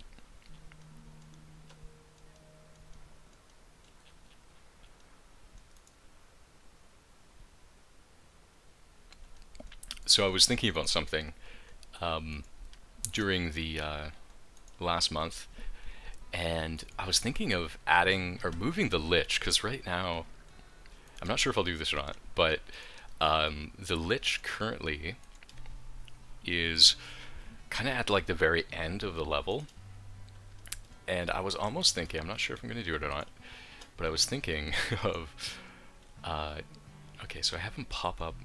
Yeah, I'll probably keep it how it is, but just so you guys know, what I was thinking of was moving the Lich into like that mushroom garden area, so that he's kind of where he likes to be. Here's the Lich, by the way, in case you're curious what he looks like. There's our good old Lich. This is his home. There's some of his floors actually kind of missing. I can see about. I'll just refresh and it should show everything. ProNoob, you were asking, is that a sandstone cave? I believe it is. We have unique textures for our dungeons, and I don't know if they're completely finalized, at least not in the version that I use, because I actually am creating on kind of an outdated version of the kit. There's actually a more recent one that I could be using, but I figured I would just finish off Vanua on this old kit, and then I would update. But yeah, so there's this area. I might add a mushroom or two up here, because that sounds fun. Just put more mushrooms everywhere.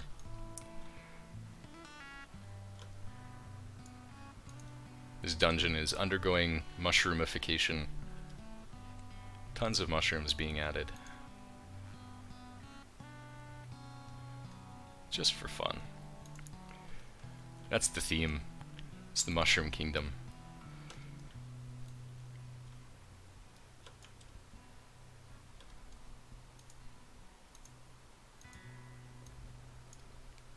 some liches try to master the arcane arts and necromancy and all kinds of stuff. This guy just wants to grow a bunch of mushrooms underground. That's his thing. He's obsessed with them.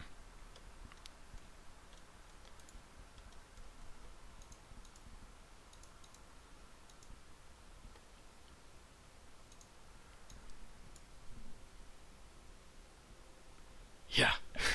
You poor Lich just trying to tend his farm while the Dragonborn comes in to ruin his day. The Dragonborn is scum. You know, there's that song, The Dragonborn Scum. Beware, beware the Dragonborn scum. Dragonborn is not a good character. I mean, they're a good character. They're not a positive. They're not necessarily like a good guy, if you know what I mean. Like, I feel like they're actually kind of a jerk, especially because there's like a DLC specifically made for like the Dragonborn becoming a vampire. I'm pretty sure the Dragonborn is kind of evil. I think they're canonically evil. They save Skyrim, but they're a jerk about it.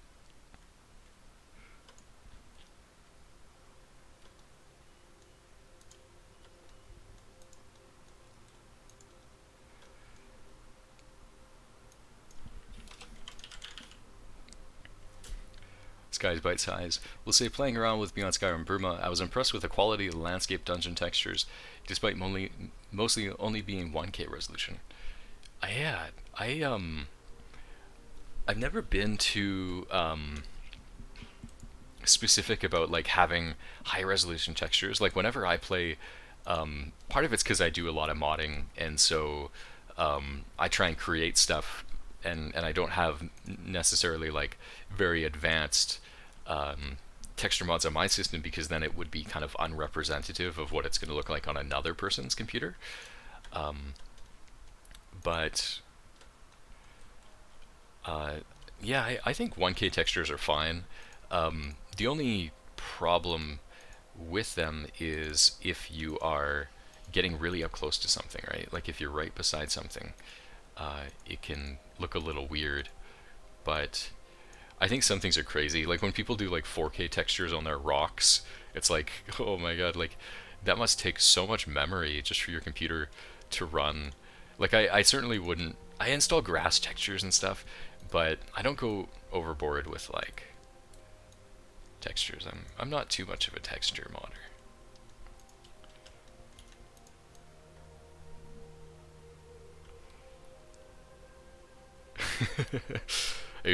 To become a vampiric follower of Hermaeus Mora. What do you mean by bad guy? Yeah, I'm pretty sure the most accurate playthrough of Skyrim would be as a dark elf. I feel like that would make the most sense, is if you're playing as a dark elf.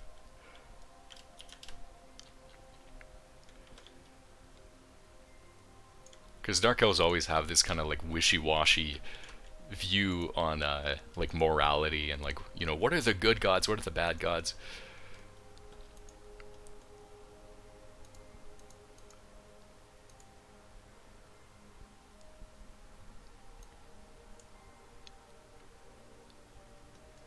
I think this is what we're gonna do all stream, you guys. I'm just gonna keep adding mushrooms.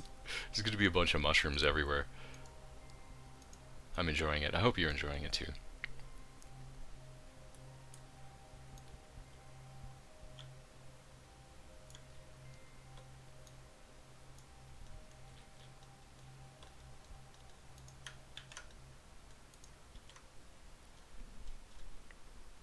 How do you guys feel about these sound levels right now? Should I turn the sounds up or anything? Just let me know if I should.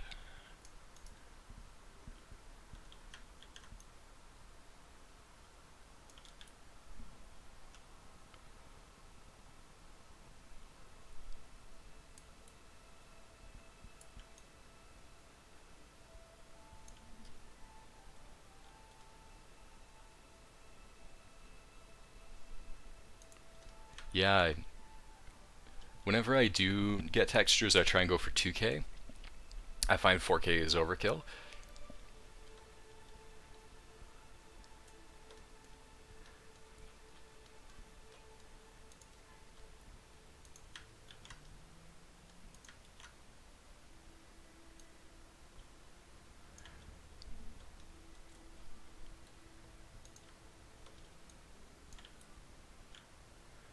I might show you guys a little sneak preview of another dungeon. It's going to be one of the dungeons that I've built earlier. Sometimes I'll go to them and use some stuff. I'll refer to it. Which one do I want to show? I think Pyukanda, C-Y-R-P.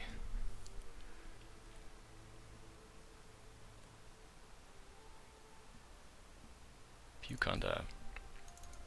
I think this is one of the ones that I've done. Just to take a break from the mushroom planting, I'll show you a mostly complete dungeon. So this is Pyukanda. Some of these things I'm going to try and copy, so I'm going to grab a few of these things. We get some nice, interesting area. There's an entrance.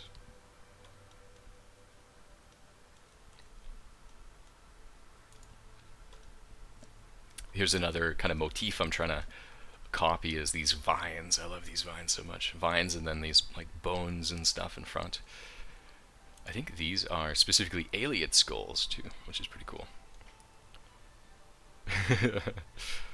You've, playing modded Skyrim with 120 gigabytes of 8K parallax textures that run at 10 FPS.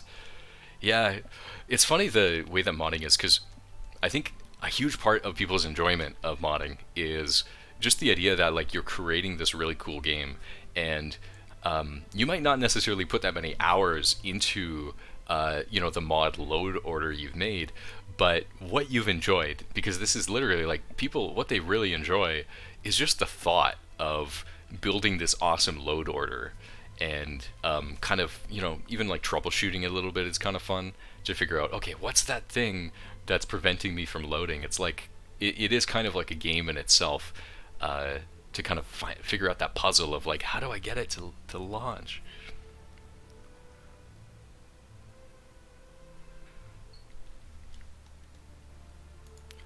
I do think that a huge part of the modding, and really like a huge part of the enjoyment of mods and everything, is just looking at mods, just going through Nexus mods and being like, what is cool here?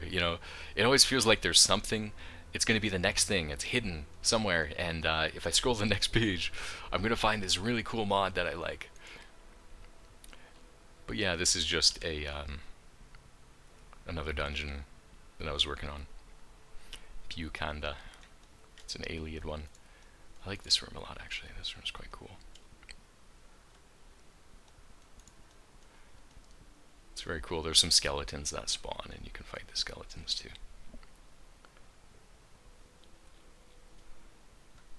I think I tried doing parallax textures once, but I think probably what I did was I installed some parallax textures, and then I installed some other textures, and so then it was like the parallax of like one texture set, but then like the actual other texture set. So it just they mixed, and the two mods were just two texture mods.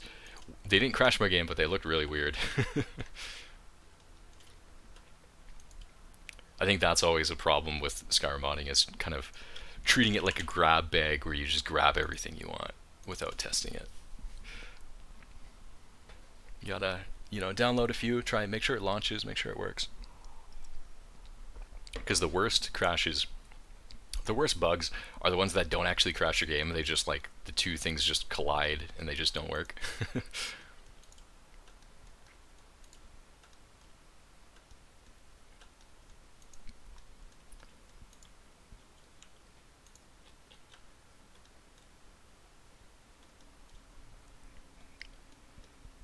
Okay, so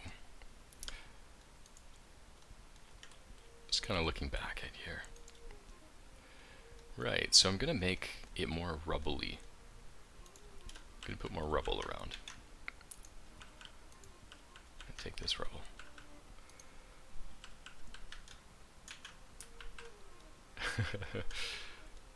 Yeah, it's it's really interesting, and I think that troubleshooting mods is probably one of the first things that really got me into making mods, because when you start making mods, you start to figure out why things crash, and nowadays like the load orders that I can build are like awesome because I kind of have a sense for like what's going to work and what's not going to work.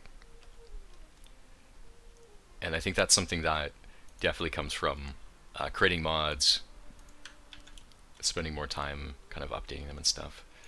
The worst thing, the worst thing about mods is patching them whenever there's like a problem, or like if it's even something that's not a problem for you. Like that's one thing is a lot of the mods, really, I create them for myself, and I create them because I enjoy creating them, and I do enjoy that kind of social like, hey guys, I made this cool thing, and I'd love you guys to check it out.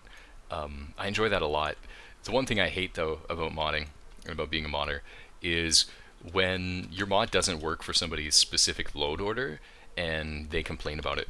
And they're like, oh, fix your thing. And it's like, well, it's not my thing. It's actually, first of all, it's not my thing. And second of all, no. Because I don't get paid for this. I do not make money from this. Certainly not anything worth the amount of time that I put into it. It is completely a hobby. It's completely just for fun. And yeah, most of the time it's just going to be a conflict between your mod and something you have going on in your game. Because I wouldn't publish a mod that didn't work for me first. I usually I test my mods a lot, and I try and play through them and tweak them, make sure they're all running correctly and they're enjoyable. I did have somebody recently who was so frustrated about not getting their load order to work correctly that they're like, "Oh, mod creator, I hate you. I spent 20-hour save ruined." And I'm like, first of all, like this person could have simply removed my mod, and their 20-hour save would have been completely fine. There's nothing in my mod that prevents you from playing your game if you want to install it. You can still do that. But the thing that really irked me was just like, I think the internet has an issue where people are very callous and like toxic, and I think that's something that we ought to fix about the internet, because I think I just imagine like we could have the same internet just without the toxicity, and we would be better off. But the thing that shocked me was this person was like, they told me to kill myself because they couldn't get their mod load order working. And I just think that's so weird. Like, I mean, I'm a Canadian, I'm not an American. I'm assuming they're an American, for one. And I understand that you guys are going through some hard times down there. But, yeah, I think it's just weird. The internet is kind of strange. I've been around it for a long time, but even still, it's just weird because people make those kind of insults, and no matter like how long you've spent on the internet and doing these things, when somebody's mean to you on the internet, you're still gonna think about it, and you're gonna be like, why were they like that? Like, even if I'm not gonna do anything because I'm not gonna fix their thing, I can't. It's their own load order.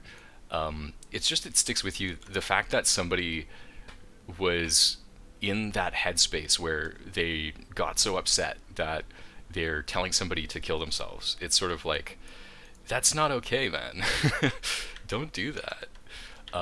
Because I think we all have to be very good to each other, especially in times like this where everybody's going through the exact same thing, right? We should be getting closer to each other, not further apart. Yeah, and I think that's part of it. The fact that the consequences, they're either not there at all.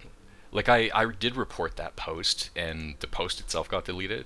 But the thing is, it's like, at most, if that person got even banned, right? I'm sure they didn't, but if they did, it's as simple as creating a new username and you're back on, right? There's no long-standing consequences to it. I think there should be. I don't know. Like, I think that we should make consequences for poor behavior online, but it's just kind of like, how do you do that, right? Like, everybody's in different countries on different sides of the world. We can barely police and like protect people against hacking and actual theft of real money, right? Let alone punishing people for being mean to each other. So I think we need to figure something out.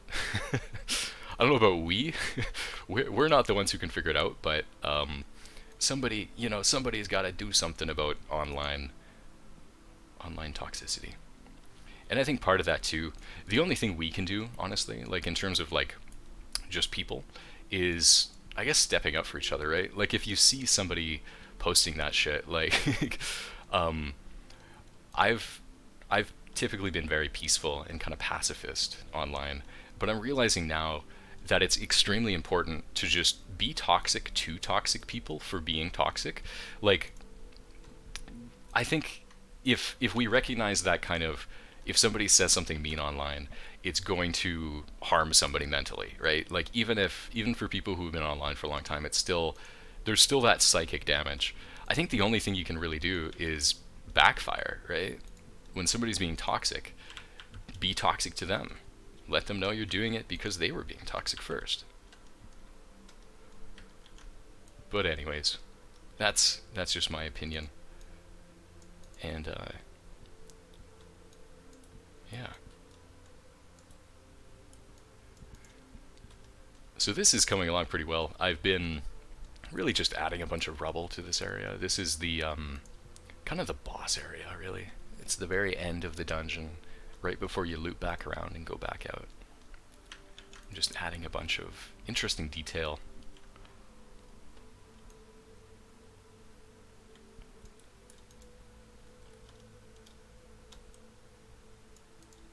Different things just to fill in the corners and stuff like that. Add some more vines too. Have some vines growing from the ceiling. Do you ever add any Easter eggs to the dungeons you create? I kind of do, yeah. Like, I have a thing that I do as part of my Patreon, for instance, just because like there are people who have been supporting, like for instance, these streams and stuff. That kind of comes from the Patreon. And one of the things that I do is I try and sneak in characters based on like the patrons sometimes. So a lot of them I'll just put into like my own personal mods, but every now and then I'll be like, all right, well I'm gonna sneak in this patron, and they're gonna be like a corpse. They're not gonna be main character or anything. They're just gonna be like a corpse in a dungeon, and the name is gonna be some kind of like fake-ified version of their name. And then otherwise, kind of, I guess this whole thing, right? This dungeon, the whole dungeon in a way, being this kind of a mushroom lich, is a bit of an Easter egg in itself. This whole dungeon's an Easter egg, because it's literally like, it's an underwater dungeon. The entrance is underwater. Can you add Rigmore? I haven't played Rigmore. I haven't played it yet. Is it good? You guys who play it? Is Rigmore, is it worthy of checking out? It seems like one of those mods where like you really have to get into that mod in specific. You haven't yet? You haven't tried it? It does seem very good. I love those mods that you can tell that people put a lot of time and care into.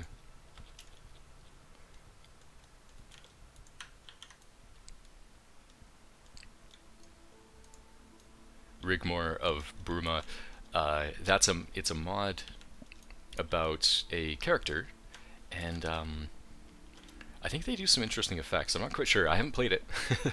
I'm just kind of basing off of what I've read from the mod description.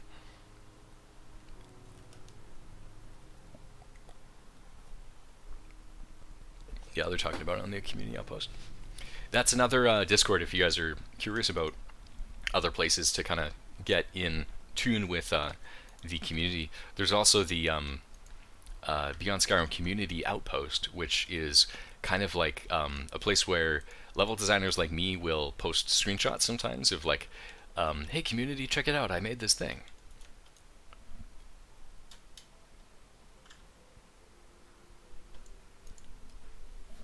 Yeah, people think it sort of could be a fan fiction heavy kind of thing. It takes changes the lore around a little bit. Level design and mechanics look like it's done well.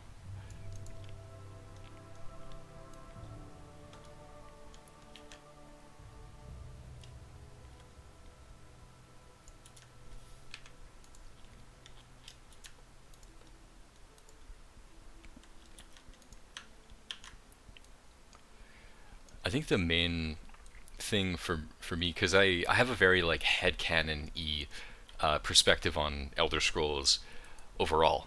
I think Thomas the Tank Engine is lore. If he's in your game, how are you to argue, right? He's right there. Of course he's in the Elder Scrolls. He's in the game. He's flying. Thomas the Tank Engine is in Elder Scrolls. So I tend to have a very permissive and like inclusive view of Elder Scrolls lore.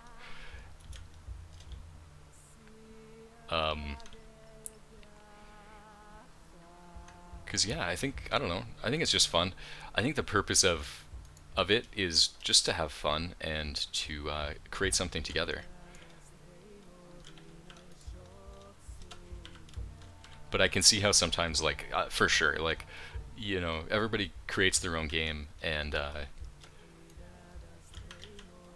there are definitely mods that I don't install because I'm like, oh, that doesn't really fit within my game and like the aesthetics of my game. For instance, I haven't played with Rigmore yet, right? So it hasn't matched with my kind of game.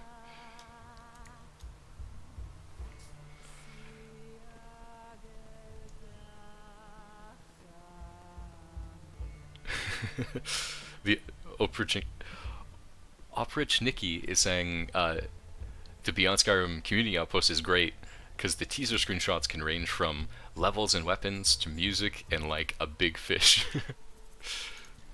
Just like whatever we're adding, it's just like, hey guys, we think you'll get a kick out of this.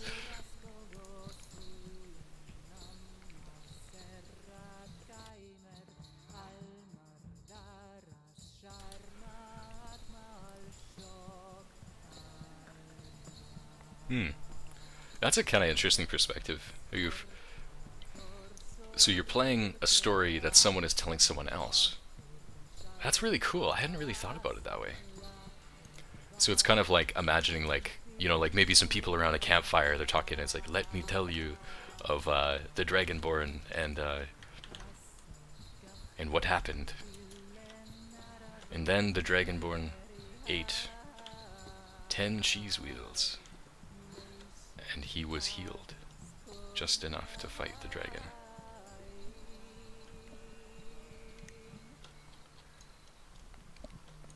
This is cool.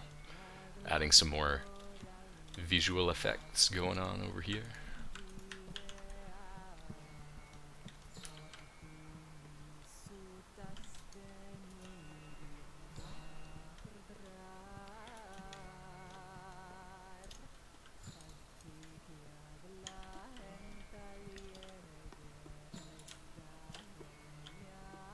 Edgar Votrine, you don't want the very best. You want cheap. And I got cheap. I'm really stoked about the. Thank you, Hendy19, for following. By the way, I hope you guys who are following. I do these streams basically monthly, so I'm not like a frequent streamer, and by no intention am I interested in becoming a more frequent streamer. I just kind of. Sorry, friend. No time to talk. My friend Salith and I are training to be combatants in the arena. It takes a lot of dedication to do what we do. Thanks, ProNoob. 10101. I might have missed one. But yeah, thanks for following, you guys. I was saying, by no intention am I thinking of becoming a more frequent streamer.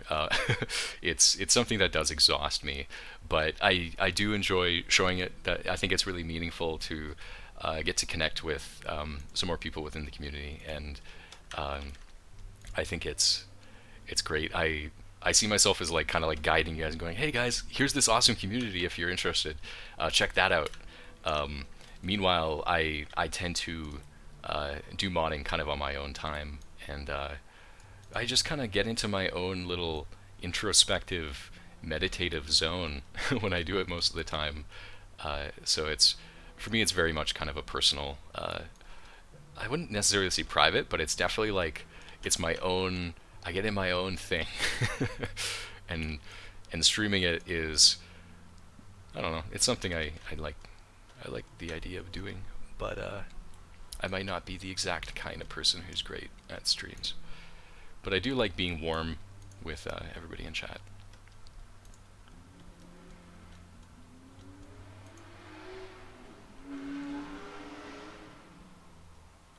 Hello, Alcian. How are you doing?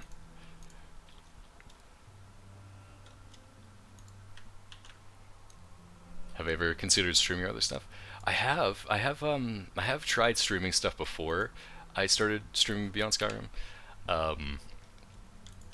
But then once I started, I was like, oh man, I don't know if I can stream other things. I do consider it because I like the fact that people come by. I think it's kind of cool. I don't know. I'm torn between not doing it and doing it. That's the difficulty of being kind of like, I guess, introverted, but also kind of extroverted sometimes.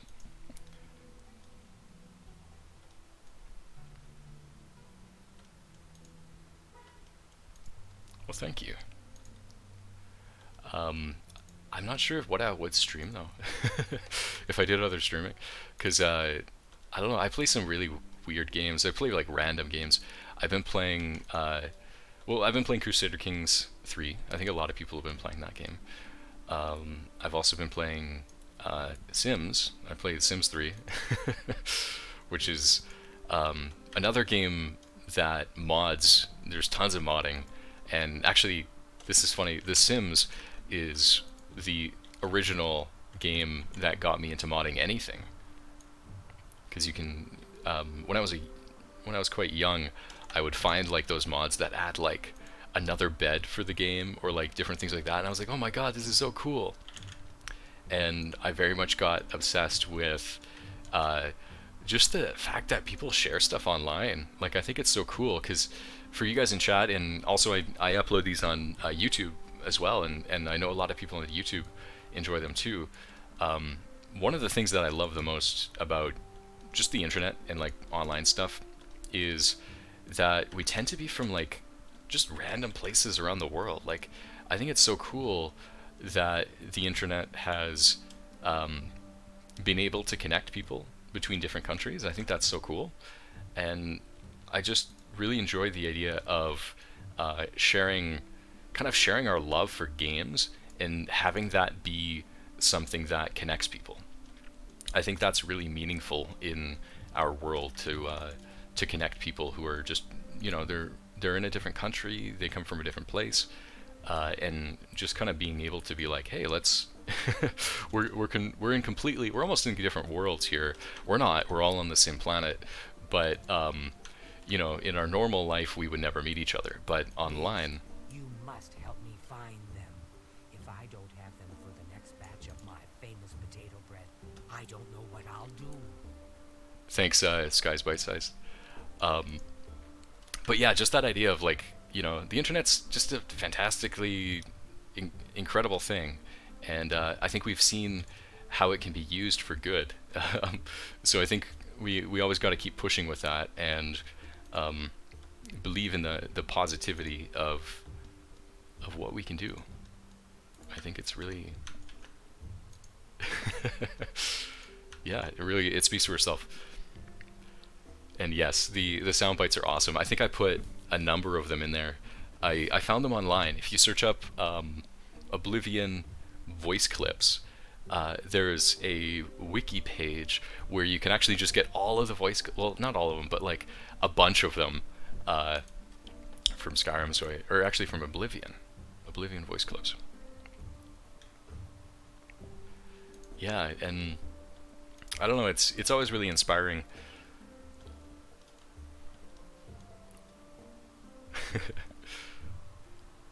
Oh, do we have a... We got a voice actor hanging out here.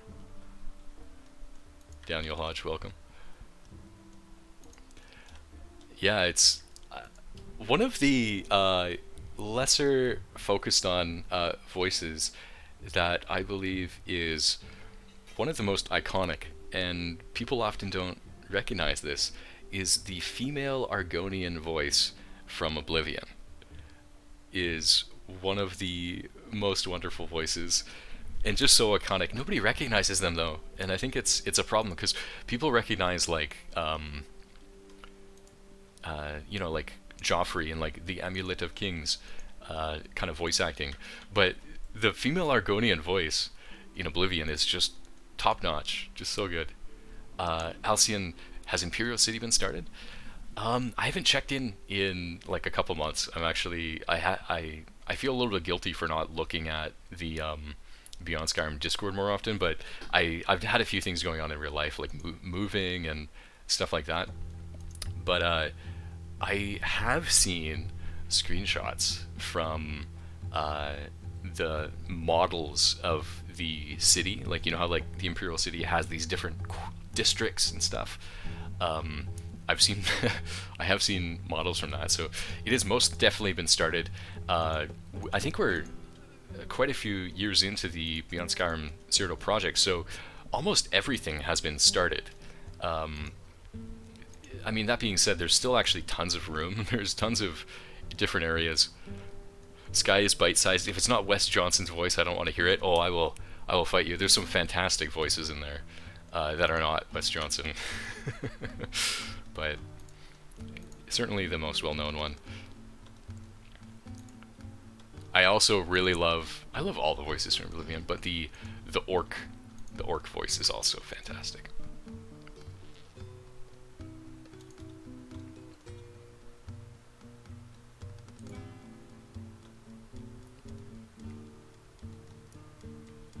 So this is coming along pretty well. I'm gonna add some more vines, because that seems like a good thing to do. I'm going to kind of close off some of these areas here. Just to separate the upper chamber and the lower chamber here.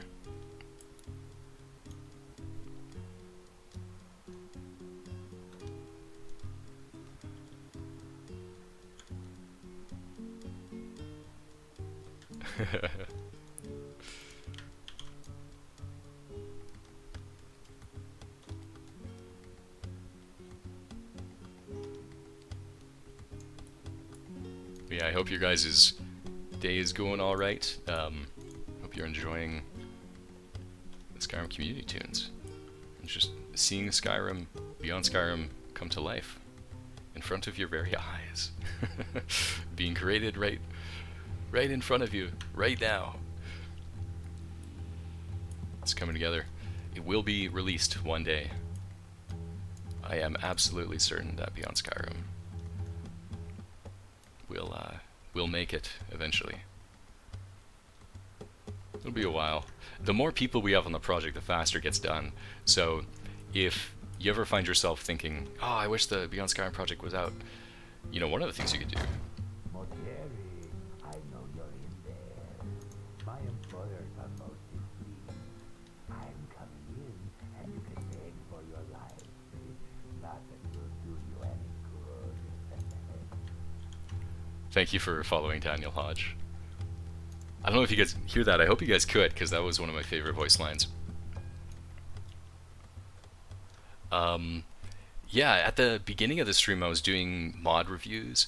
I pretty much grabbed like a whole bunch of different mods that I've seen over like the past month, and then I just go through them, and the unique thing about it is that, like, because I'm a modder, so I have some input on mods that a lot of the other kind of mod review channels don't necessarily have, because they play the games but they don't necessarily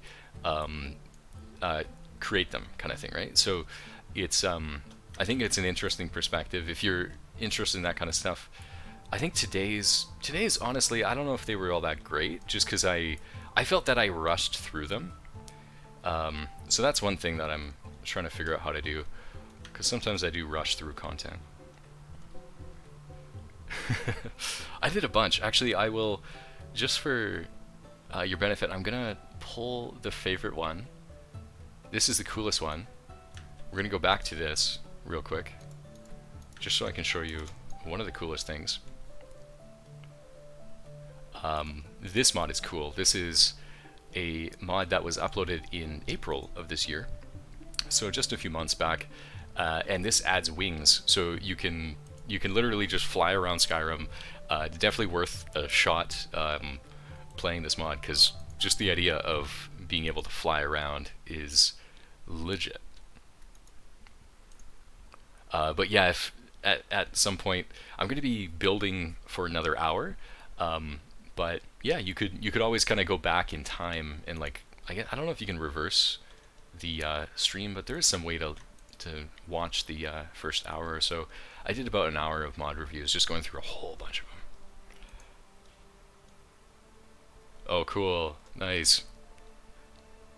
Ayuf, do you feel like you guys will hit a point where people just keep adding more and more and more until eventually just need to stop and release it? I think I came in after Bruma, so I wasn't around to experience like what was going on right before they released Bruma, but it does kind of end up being that way. We have a pretty good production pipeline. Like, it's crazy because the game itself is like we don't have like a lot of well, there is some structure, but a lot of it's just like free reign, like you do what you want to do kind of thing, and then pretty much like if it doesn't fit, they're not gonna add it. But so you try and kind of, it's free, but you also try and hold yourself to certain standards.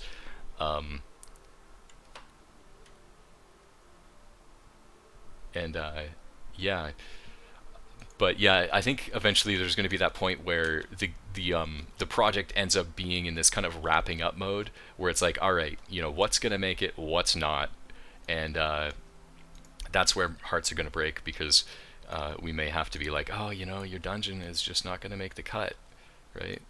And I think that can be a little hard sometimes, because people spend a lot of time on these things.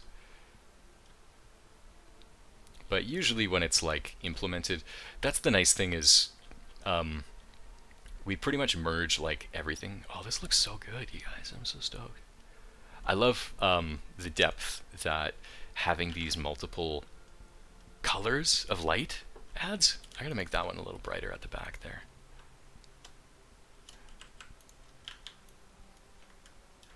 Let's see, what's the right amount for that? That's pretty good. Oh, I can actually change this to being a blue light, not desaturated. Oh yeah, that's way better. Yeah, okay. I gotta change all of them. Hey, I'm excited to go through this dungeon. I'll remember the stream when I do. Yes, dude. I think it's gonna be so awesome, and I am stoked that you guys. I don't know. I have quite enjoyed creating this stream and doing this as a stream, because it's so cool to just be able to share the act of creating. I'm just gonna make sure I did the right thing. Current sale only. Yes. Okay, that's fine. I just got worried because I was like, did I just change all the lights? Because you can do that accidentally. Did you check out the Slime Sire player homes? I have never checked this out, and I am curious. Let me see, am I spelling it right? Is it actually called Slime Sire?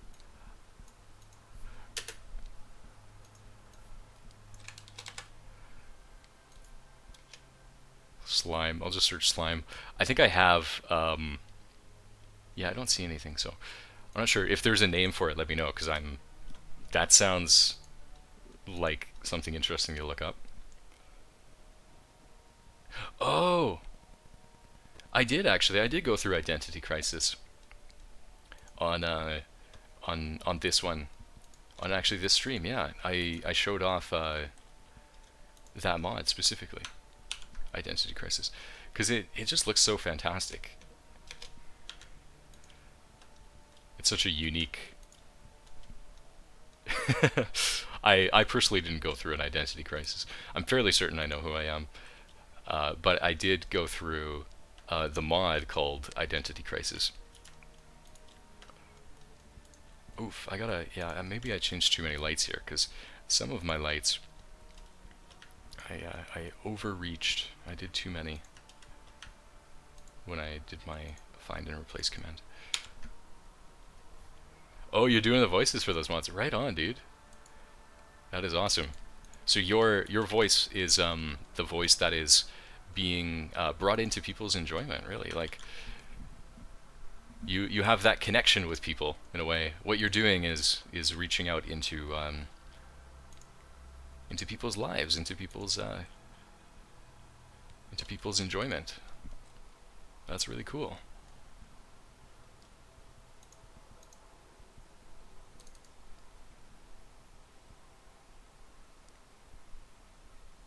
NI has a new mod. Triumvirate. Oh, I might have. Let me just look that up real quick.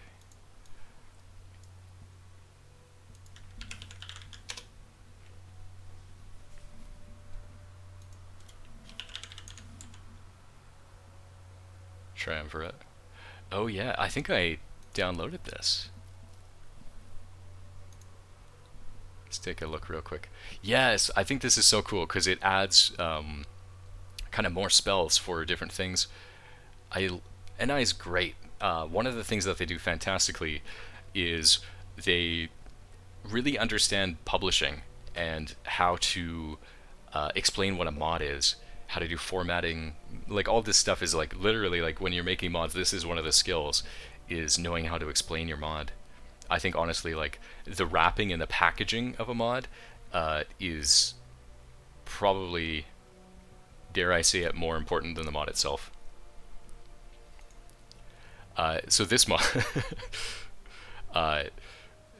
this is crazy. So the thing I love about this, their conjuration, I was reading it the other day, and I'm trying to figure out where it says it, but their conjuration summoning spells are concentration spells.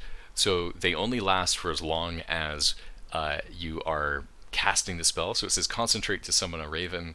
And so you could be fighting, you could have a sword in one hand and the concentrate spell in the other hand. You're summoning a raven, and you're also like beating them over the head with your sword or whatever. I just think it's really awesome. And they've added kind of more spells for all kinds of things.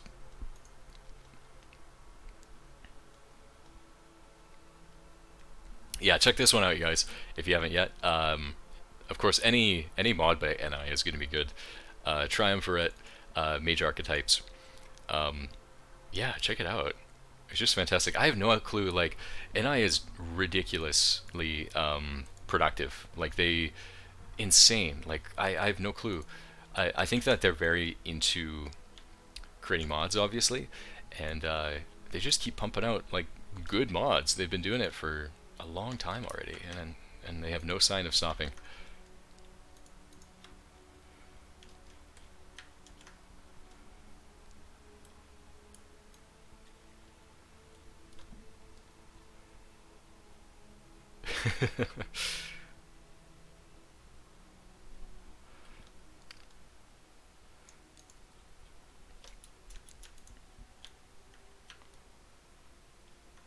I've just started learning. I've just taught myself how to do quests, and so at some point I've actually been thinking of I'll see how it goes, right? But I do get ideas where I'm like, oh, that would be interesting. But at some point it'd be really cool to be able to like create mods and hire voice actors for it. I think that would be just really cool, because there's so many good sites for like hiring voice actors that make it like really simple to figure out how to do it. Especially because, like, you know, having any kind of like old man voice actor or something would just add so much.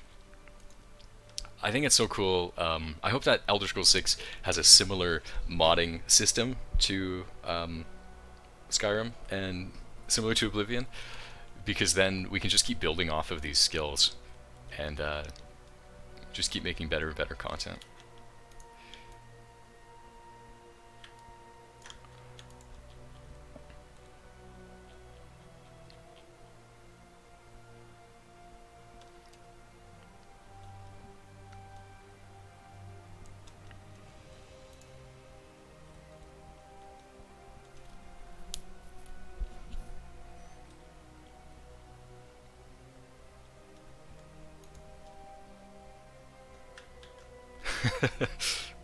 You're every old man in Burma. Nice. That'll be cool. I haven't yet played a mod where I can connect like your name to that voice. So I'm excited because I this is crazier, guys. This is literally like how modding works.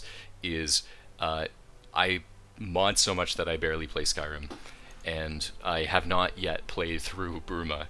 I've gone to it once and I've walked around it, but I haven't like played it through yet, and I really want to. I want to spend more time on actually playing the game. So I'm excited that when I go to Burma and I will go and talk to an old man and I'll be like, I know that guy.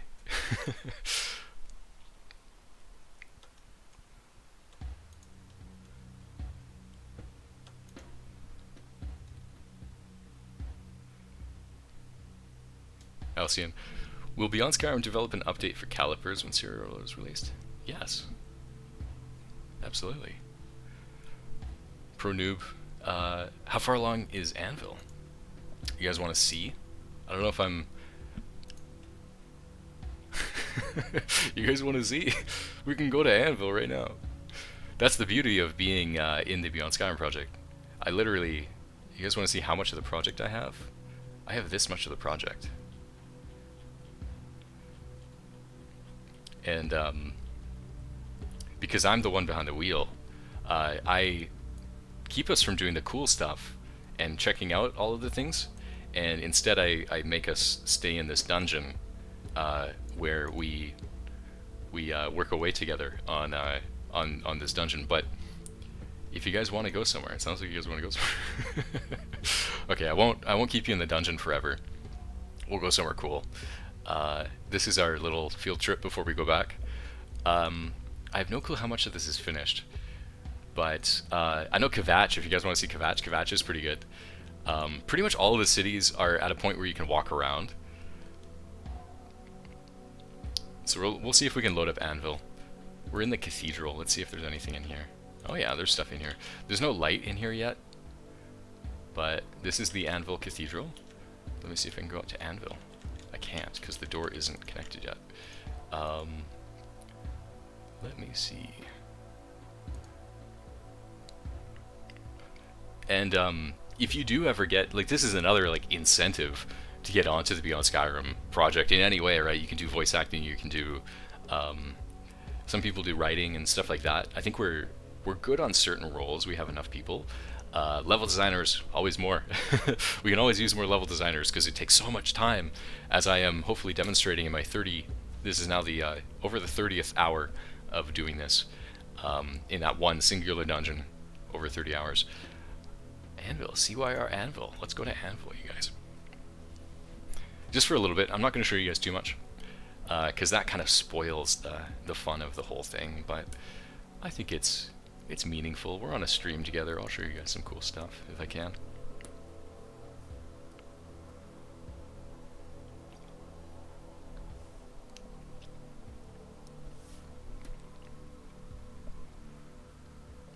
That's so cool, Dan.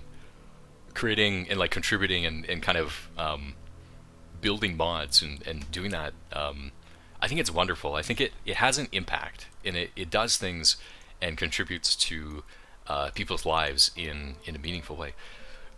So here's Anvil. This is where we're at. This is what we have so far. At least in this version. My version is out of date. But this is Anvil, you guys.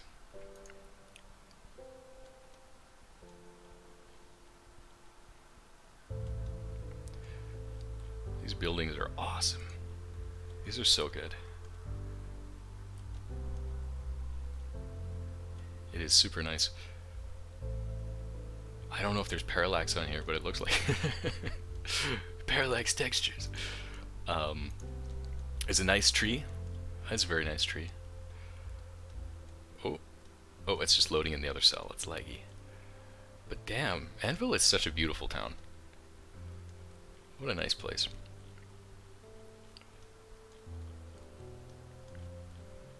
Go over to this courtyard. Oh, here's the courtyard here.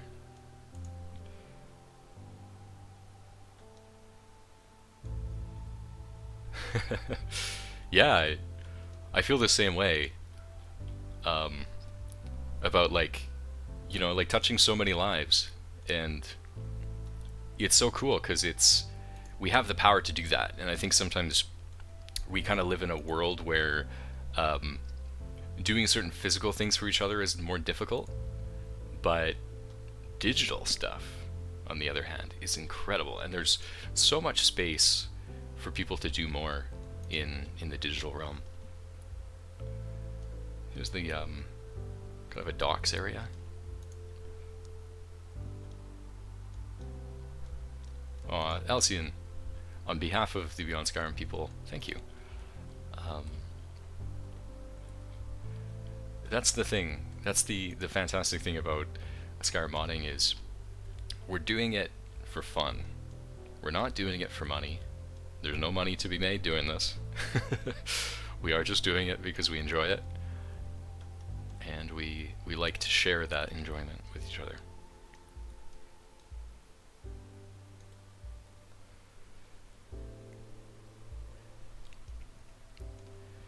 Yeah, it's weird, and like explaining it to friends and family, especially because it's something, you know, creating mods, it takes so much time, and it's kind of time that we always could be spending on other things, right? So there is an element of like sacrifice to it, where it's like, I'm gonna do this instead of this,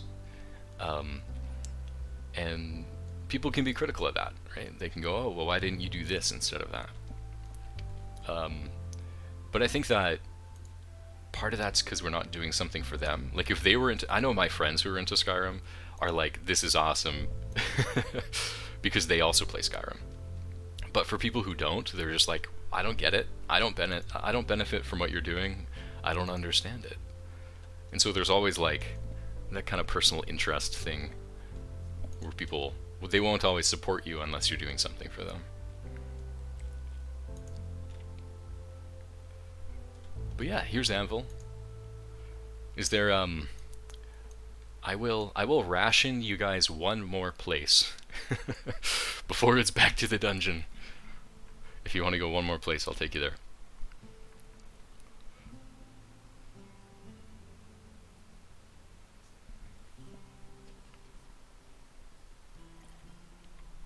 Yeah, it's gonna be back to the dungeons with you. You guys want to Shadenhall? We got one vote for Shadenhall. Imperial City? Oh, I don't know if there's going to be anything in Imperial City, to be honest. The last time I looked at it, so this is the genie wish, so you want to make sure you don't pick the wrong one. Somebody says Kvatch. Kvatch is a good one. Kvatch is a good pick.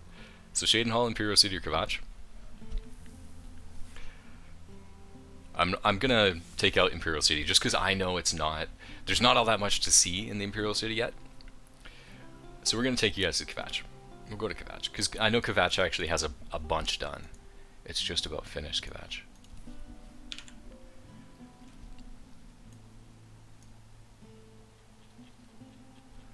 Kvatch is cool, because, so in Oblivion, Kvatch was completely burnt down, it was destroyed, but in Beyond Skyrim Cyrodiil, it is rebuilt.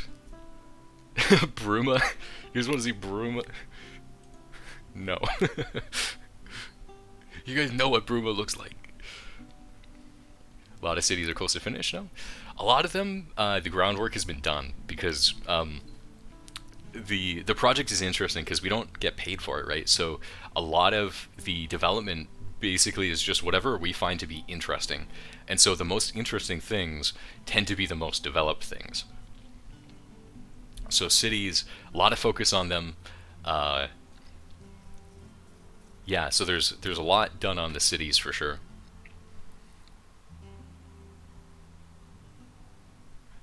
So we're going to load into Kvatch here.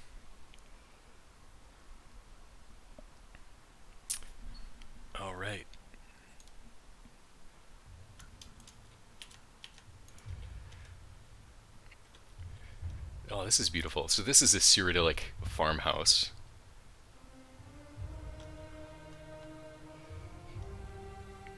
Some horses outside. Kvatch is that way.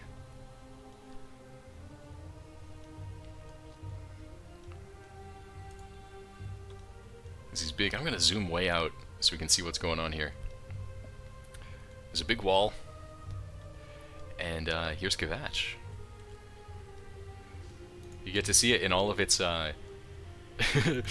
non-glory. Well, I guess it's glorious, but it just doesn't look all that great right in the creation kit. It's going to look a lot better in game. It's you, the hero of Kvatch.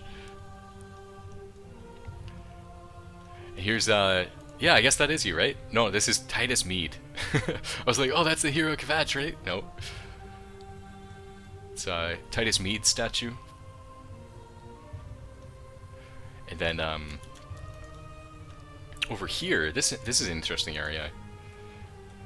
I think this is supposed to be a shrine to the resilience of Kvatch, because it was rebuilt. It's a resilient city. They rebuilt it. Some areas. There's so many houses here.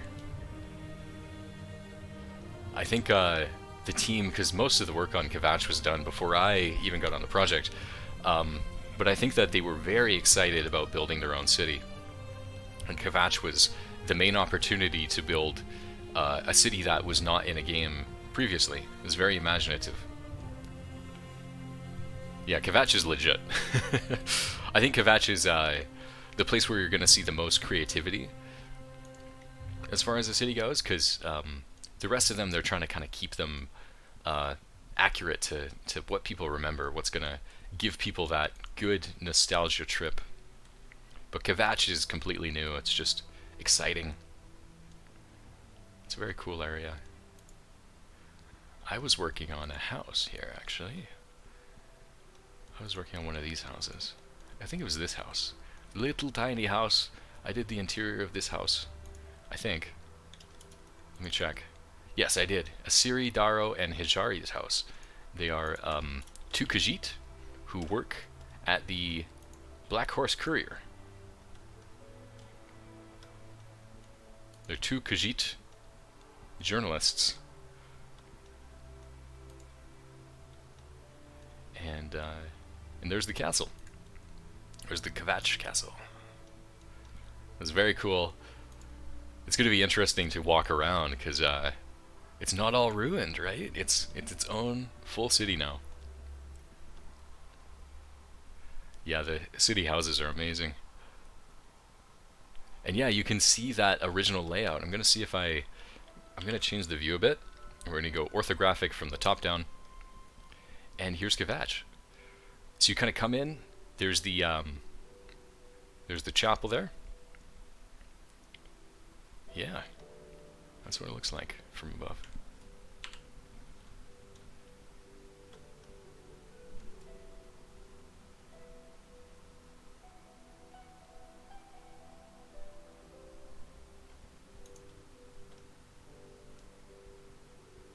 All right, that's enough of the outside world.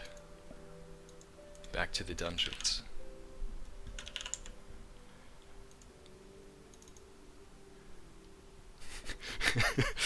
Back into the Lich dungeon.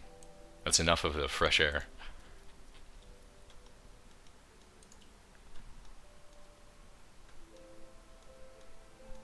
Yeah, it would be cool to see like just those areas where like the ruins of the Oblivion Crisis.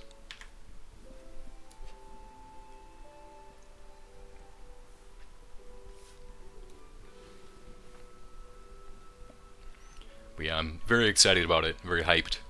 But yeah, it's such a long project. It's so interesting. I think Beyond Skyrim is such an interesting project compared to like any other game or anything, because a lot of games, you know, they have a very specific release date. When you get to see stuff, you know, it's probably the game's gonna come out in like 4 months or something at most. But with Beyond Skyrim, like literally, it's been, people have been seeing stuff about it for several years now, and it still has not come out yet. So, very long-term project, very different from any commercial project.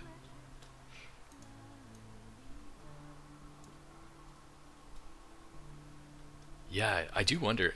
I guess I'm not sure if they don't, if the project itself doesn't include like remnants of the Oblivion Gates. I'm sure a mod will. I'm sure there's going to be a mod that's just like, yeah, we added the Oblivion Gates to those areas because some people want that. I'm very excited. Skyrim's like a super long-term game because people are going to be playing it in 10 more years. It's going to be the same game. The game ain't going nowhere.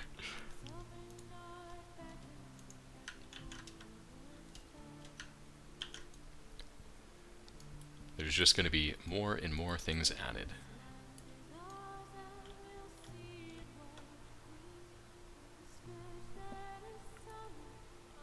They're going to re-release.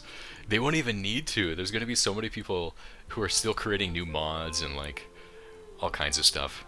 They won't need to re-release it on anything. Skingrad? Oh, I haven't checked Skingrad. Actually, I think I looked at it a long while ago.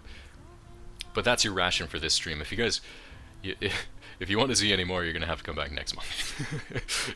I'm sorry. There's the bad news for you. It's gonna be another month before you get to see any. At least for me, if you want to check out more, go to the Beyond Skyrim Community Outpost Discord, and you have several years of content that you can scroll through, because there's tons of stuff out there. And you can see the nice screenshots, so the screenshots that are actually taken from inside the game, rather than me briefly going past it on stream. We've got the good stuff if you check out the Discord.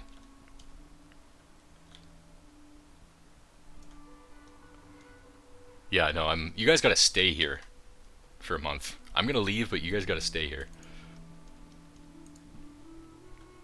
Are there many dungeons left? There's a significant amount, actually. There's, dungeons are a big thing that we have remaining, and, quests and implementation and scripting.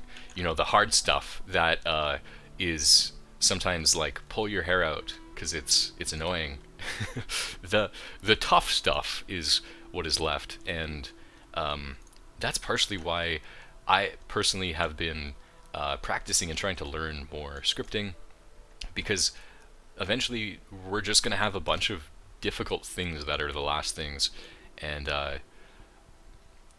not, you know, the number of people who know how to do Skyrim level design is, you know, not all that many people in the world. The number of people that know how to do quests in Skyrim is even lower.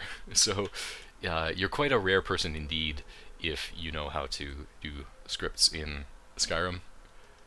And if you do, I think the project would love to have you.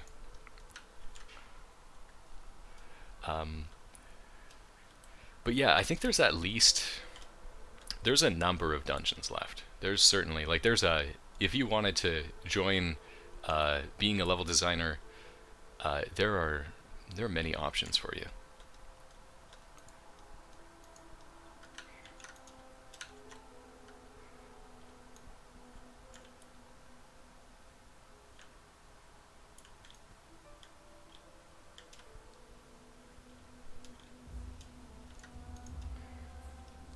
Oh, I'm starting to really like this area here.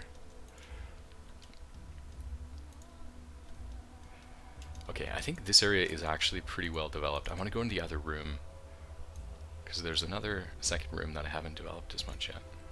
I should focus on that one.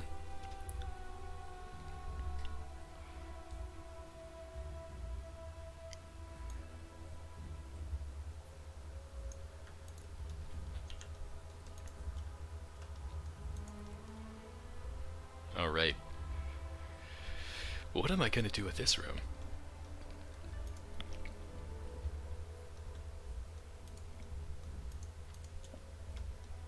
That room desperately needs more rubble and just general junk everywhere.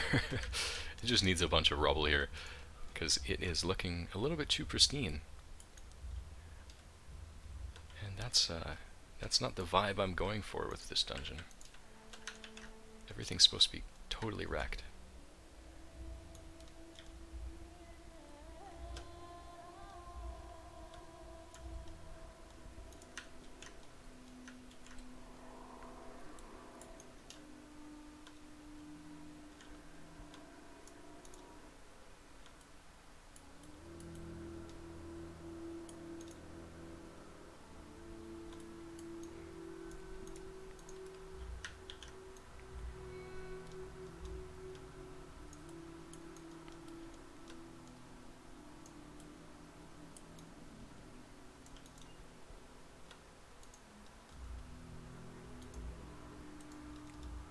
Oh yeah, I remember I was doing this too. Because this is an underwater dungeon. I have a few like waterfalls and things where like there's leaky water coming through, and sometimes I feel like the goal of like a dungeon designer is unfortunately to find different ways to trigger people's anxiety. That is what a dungeon is about, and part of that is just knowing that there is all this water coming into this dungeon.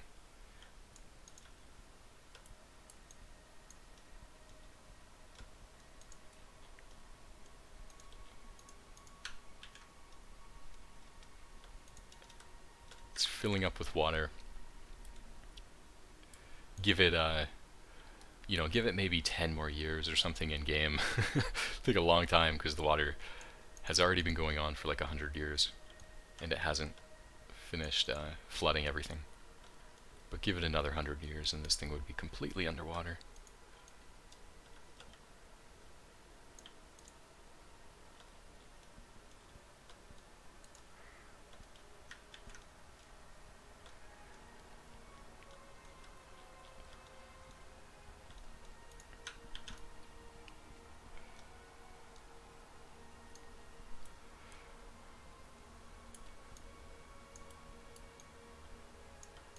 It's so fascinating to look at the mods that are still being created for Morrowind. Like the that Tamriel rebuilt. It's just amazing that people have continued to build stuff and continued to create stuff for Morrowind, and people play it too. Like I watched like some streamers, and they've been continuing to kind of popularize playing Morrowind and playing Oblivion, and I think it's just wonderful because those games are still very good, and I think it's amazing just the idea of like classic games. There's games that you can continue to come back to, your whole life, really. There's no reason to not play games that are a certain age kind of thing, right? Like you can keep on enjoying these games as much as you want, because that's what it's about. Oh, you finished a full Morrowind play? Congratulations, dude.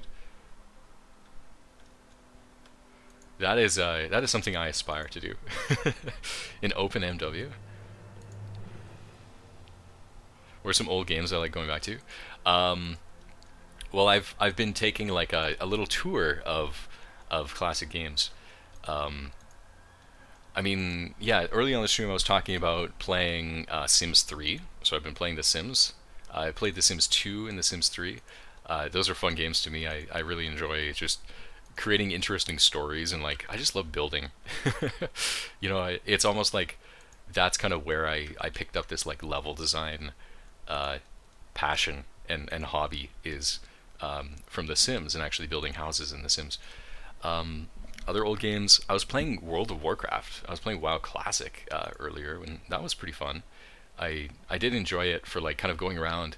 I'm an interesting person. I'm very different because I do. I'm almost like observational sometimes. I like looking at things and going like, oh wow, like people are culturally interested into this, and sometimes I feel like kind of like what is it, like an anthropologist, like kind of just like curious about what are people into and why. So that tends to be the kind of like classic games I'll play, is like like an old classic or something that was nostalgic to me, I'll play those kind of games. I also play roguelikes. I play roguelikes, so like Cataclysm. I play that game. I enjoy that game a lot. It's like a post-apocalyptic survival game that has like a high degree of like simulation and kind of realism ish. It's like kind of fun realism where you don't have to like micromanage certain things, but you do have to manage your food and stuff like that. Cataclysm is a lot of fun. Cataclysm Dark Days Ahead is the name of it.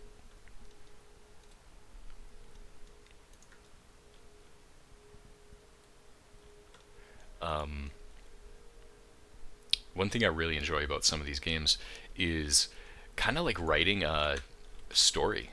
Actually, I do kind of like sometimes in strategy games they call them like after action reports, or kind of like a play-by-play, like writing, you know, what's going on in your story and like who are the characters and like things like that. I think that is a really cool thing to do in a game, is to explore it from that angle of like, you know, let's talk more about the characters and like what are their inspirations and stuff, and kind of making it not just a game but maybe more of a realized world where people have reasons for doing things. They're not doing it just for points or for money.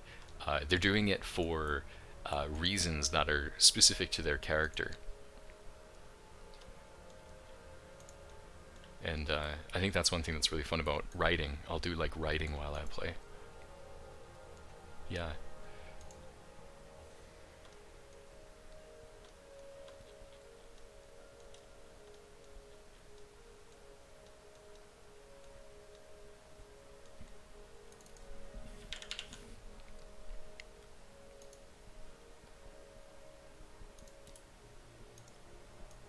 How about you guys? What are you guys playing any classic games lately?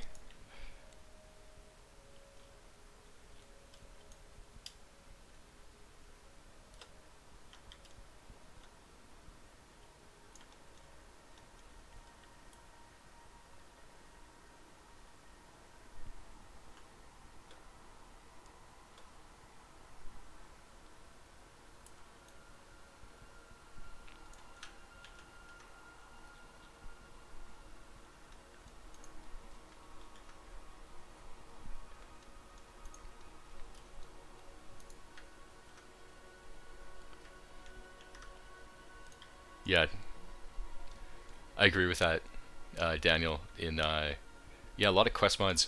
I think that's actually really interesting because I think a lot of people, like me, for instance, I wouldn't do my own voice acting for a mod, because like I think my voice is good enough, but like I don't necessarily put on like a voice that immerses you in the game. It would be kind of like like, hey guys, I don't think I would be able to do the kind of acting part of voice acting, you know, and I think that a lot of other people like me who are kind of able to make our own quests, we're able to make our own quests, but we're not necessarily able to voice our own quests, and I think that is where a lot of mods kind of drop off in quality. Is kind of like, okay, well, you know, now you got to find a voice actor. You got to find somebody who can portray a character so that it is immersive and believable. I think that's a challenge. That's a challenge for mod creators.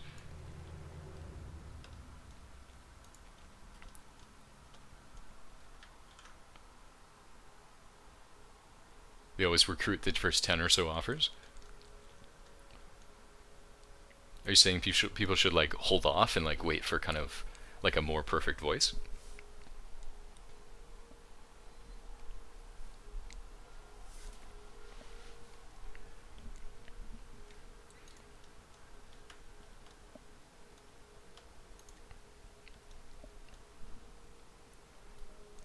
Oh yeah.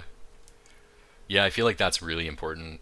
I think I guess, yeah, because I would be in that same position. Like, I'm before having this conversation, I think if I was going to try and like hire a voice actor, because let's say like I got some money on my Patreon and I said that I was going to do that, and so I go ahead and want to hire a voice actor, I think I would be in the same position where I'm like, I don't want to ask too many people for like sound demos because I know it takes them time, and like I guess it's just like a Canadian thing. I don't know about like, okay, well, 10 people to me, 10 people asking 10 people for a voice sample is already asking a lot. And yeah, I don't know. I feel like I would probably go with like the first 3. I'd probably ask like 3 people. But I'd probably do a lot of research beforehand. I'd probably try and like pick somebody specific and like reach out to them.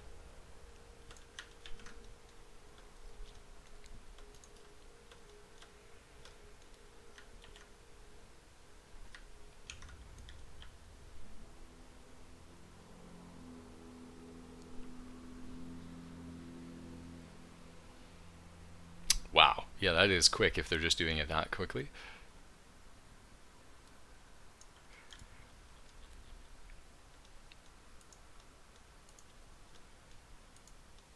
Yeah, I guess some people get very eager. They get eager to just like kind of get going, get creating on their thing.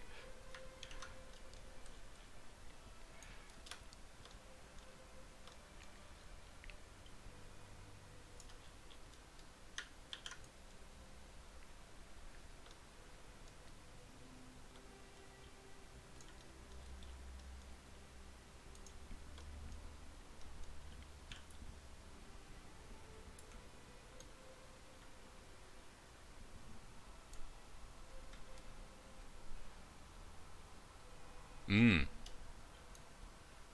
Yeah, that's interesting.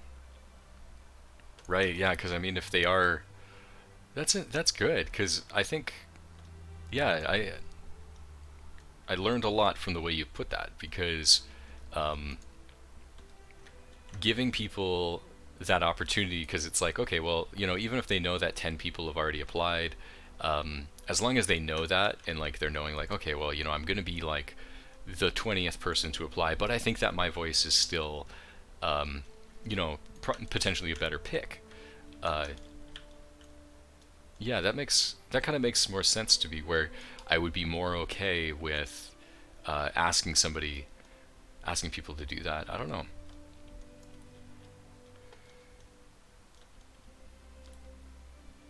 I'd be more okay with asking them to kind of do a sample for me, as long as they knew that, like, oh yeah, you're the 30th person to apply.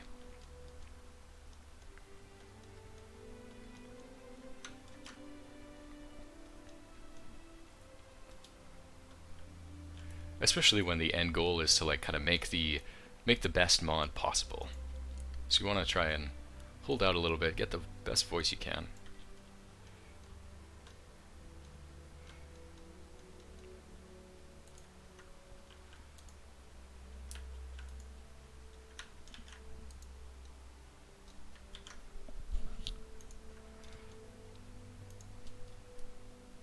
Yeah, that's kind of the angle that I would come from, is kind of I try and one of the things that I've been trying to do more lately is put put less of my effort into modding, which I don't get paid for, and more effort into like my normal job. Uh, and I think it's partially just because of like kind of the place that I'm in terms of like my life and everything. I know that a lot of people, especially like if you're in university or something, you actually want to like do a lot more experimentation and testing and kind of like learning how to do different things, like how do you organize voice actors, for instance. That's a really good skill that teaches you a lot of stuff that you can use in life.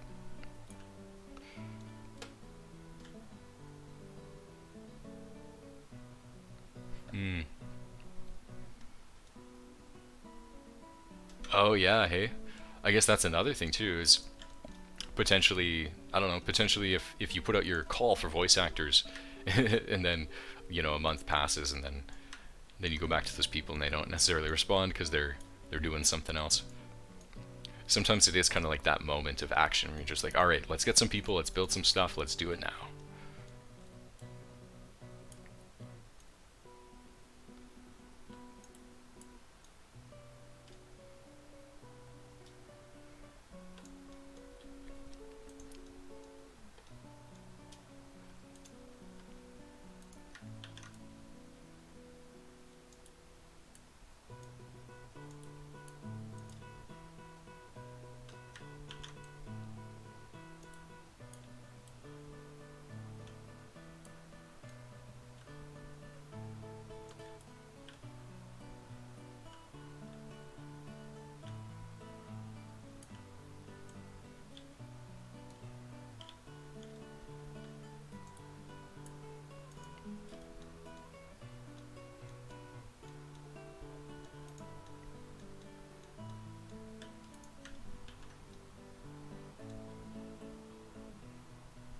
Yeah, I feel like my standards would be like, I mean, like, they certainly wouldn't be high, but I would want to have somebody who at least passes, right? Like, at least for like, you know, my kind of like modding idea is like, I would need somebody who can do kind of like an elderly Nord voice for some kind of like a quest that involves the Greybeards or something. And so, yeah, would just kind of be looking for somebody who can passably do that voice. Theoretically, I'm not, I'm not currently looking for anybody, but if I were in the future.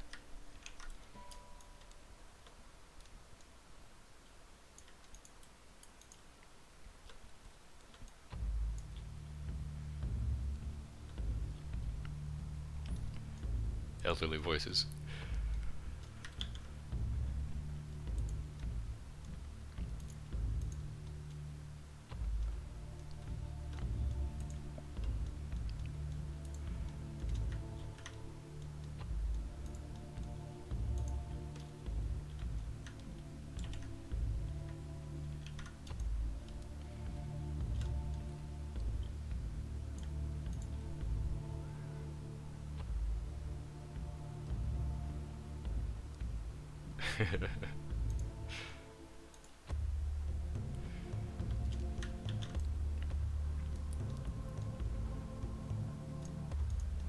Yeah, I feel like the way that elderly men are characterized in games is that they're just like always grumpy.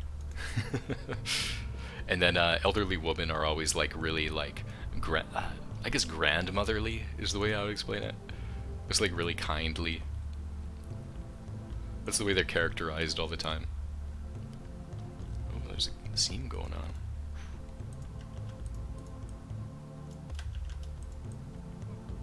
Oh, I have to fix that seam. The best way to fix seams is you find a big old rock, like this one. A good rock. And I'll take this one, copy it. You go find the seam, and you just put your rock right there. You just put the rock right over the seam, and it's like it never existed.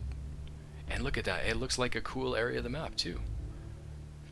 I know that moss is kind of glitching, but that won't happen in game. Oh, there's another seam. I saw it. There it is.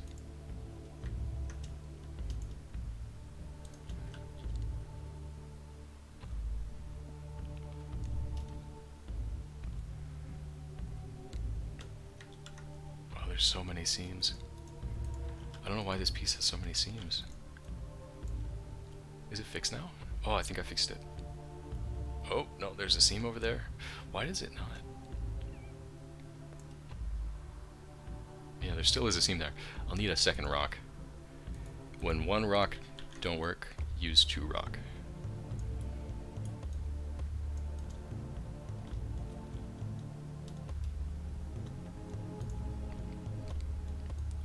That a little bit. There we go. Very immersive. Immersive rocks. And is there a seam up there? Oh, thank you for not having a seam at the roof. There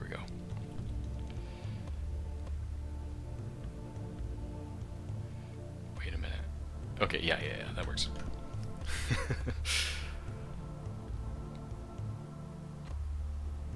Well, that's cool. I've never really heard like kind of how voice actors do it kind of thing, because for me, I just kind of speak. It's like, okay, well, how do I change that? I guess you have to change you change the way that you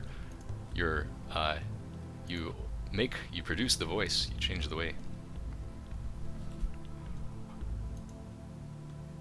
That's cool. I'm gonna be on the lookout for all the old men in Burma to hear what you've created.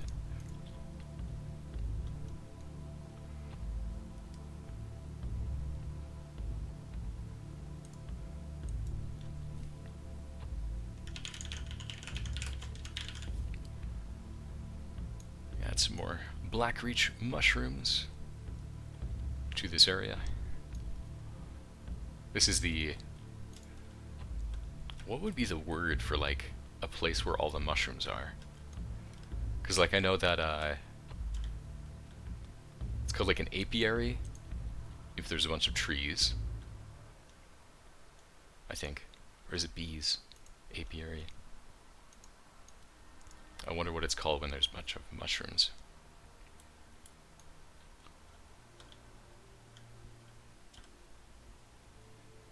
The mushroomery.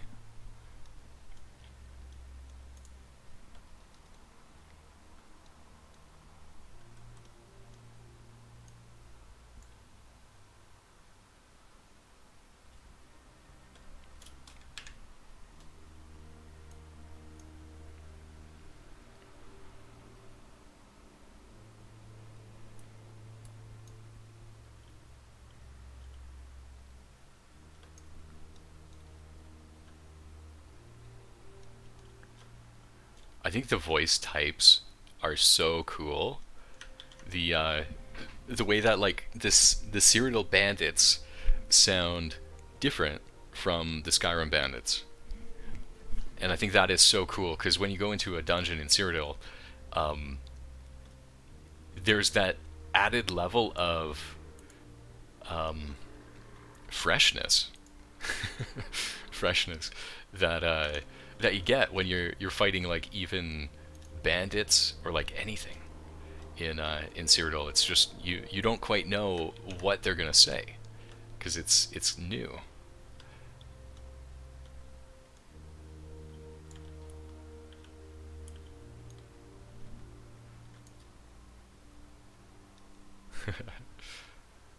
Yeah, I think a lot of those lines, if they were generic lines, they're going to be in the whole project. So any kind of like necromancers, I imagine, are the same as warlocks. So like any kind of bandit caster, like magic caster. I think your voice would probably be in for that one too.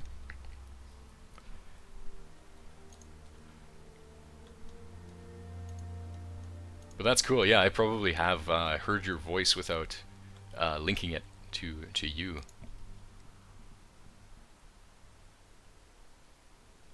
Put some rubble in here.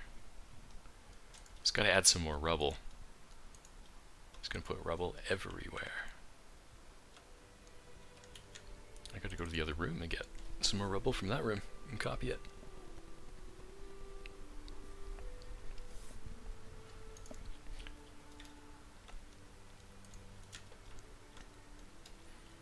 Oh yeah, and I gotta build this room out a bit more too.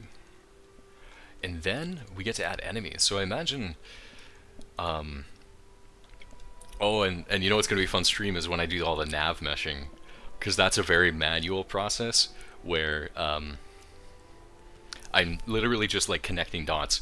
And this stream, like the series of Vanua, is kind of intended to be like, you know, like almost like a little thing where I'm doing it from the very beginning to the very end, and I'm not skipping any steps because I want to show everybody exactly what goes into it.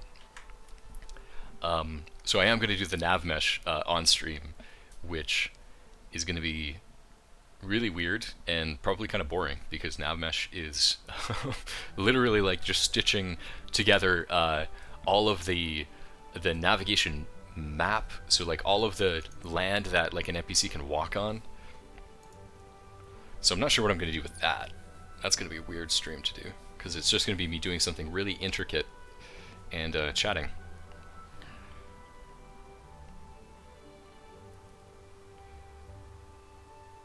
Yeah, it's just going to be the red triangles for 2 hours. I might actually try and... Oh man, maybe I should try and split that so it's not all one stream. Do some nav meshing here and there.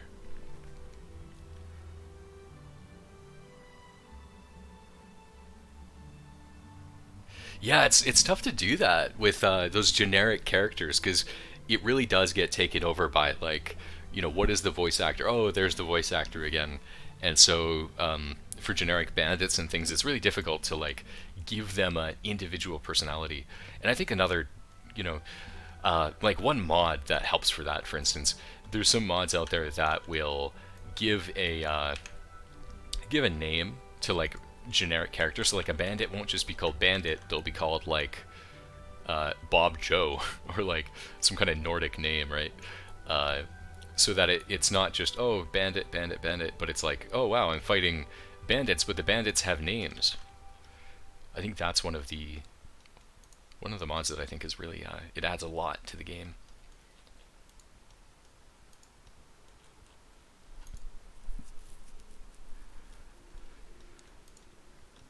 Okay, so I wanted to grab some rubble. I'm gonna grab that one, I'm gonna grab that one, and I'm gonna grab that. I'll bring that over.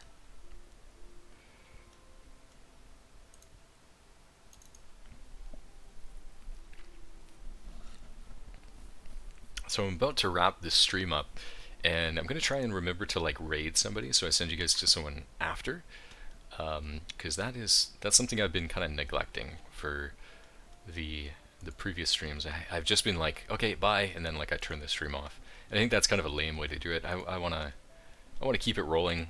Make sure you guys have a good day, enjoyable time. So I'll try and raid somebody. You get to see the kind of people that I watch. Yeah, Bandits in Morrowind, they had unique names. I think that did a lot. Like it goes so far, and it's really not that much effort. I don't know. Like, I mean, I guess again in Skyrim you can redo the dungeons, and I don't think you can do that in Morrowind. I think when you clear a dungeon in Morrowind, it's like you killed them. They're dead.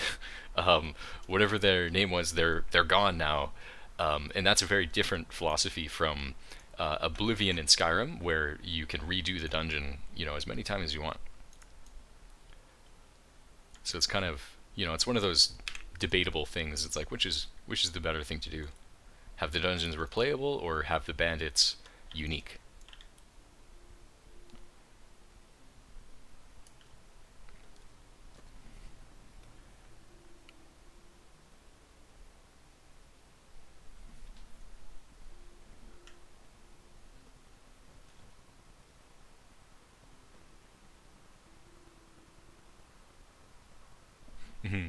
Yeah, and I feel like there's certain...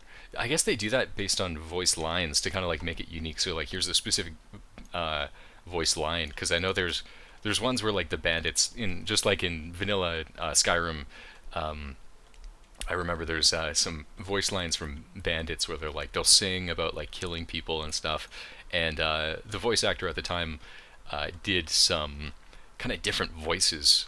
Even though it's kind of the same overarching voice, they kind of made some differences, so you can tell like, oh yeah, this is a bandit. There's a bandit singing up there, because you know his voice is all scraggly and stuff. I think that's a good place. So okay.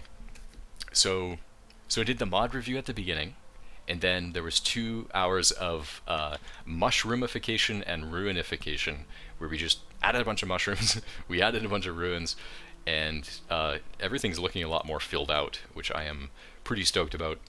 I think remaining tasks are going to be nav mesh is a big one. I might actually start to chip away at the nav mesh next episode, which will most likely be happening next month. So that'll be in October. I'll be hanging out again with you guys. So if you do want to check this out again, make sure you follow That's the way that you kind of get like notified, or you get any kind of notice that like I'm doing another one of these. The other thing is YouTube. Go to the YouTube as well if you're interested in watching this, more of this, because I actually do have, like I was saying, I have like 30 hours of this, and I'm getting better and better, you know, the longer I do it. But if you are curious about checking out more of this stuff, I do have some online. I'm always noticing too late that my I'm so dark because the sun goes down while I'm streaming. So sorry, I've been sitting in the dark. But yeah, so thanks for coming by, you guys. It really, I find it supportive to myself for helping me build out these dungeons. It's a lot more exciting when I get to just kind of chat with everybody, and it's been fun to show this whole process. So thanks for tuning in and coming by. Let me see if I can figure out how to raid somebody with Streamlabs.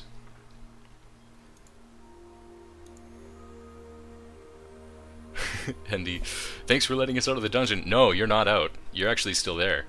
You're still in the dungeon. I'm going. You're staying in the dungeon. Oh no. Yeah. No, I'm kidding. You guys can get out of the dungeon. It's gonna be a whole month until I do the next one. So you deserve to be out and be free. Enjoy mods. Enjoy the wonderful cornucopia of mods that exist, because there are so many of them. And they just make Skyrim, honestly, an infinitely replayable experience. You can keep on enjoying Skyrim. I know I still do. I still play very regularly. I actually play more regularly now compared to when I used to. So it's kind of cool how that happens. Eager to return to the dungeon next time? That's great. That's nice that people want to continue.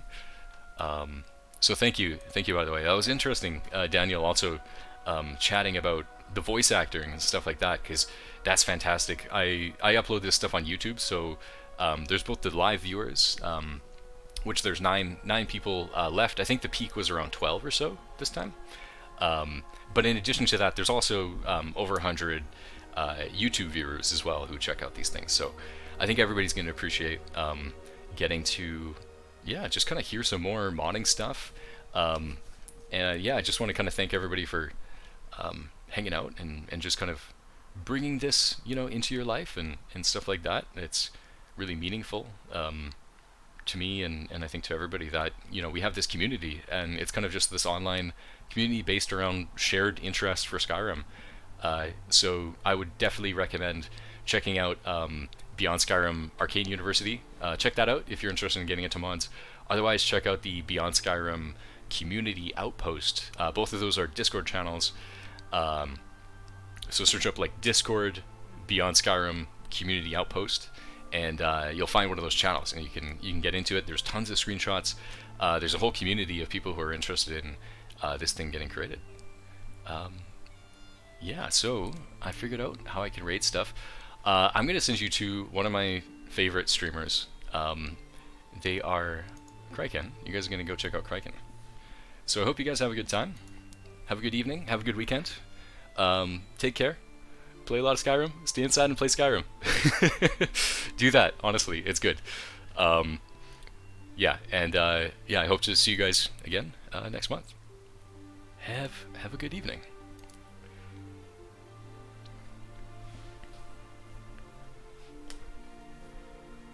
Goodbye. Goodbye. Have a good night.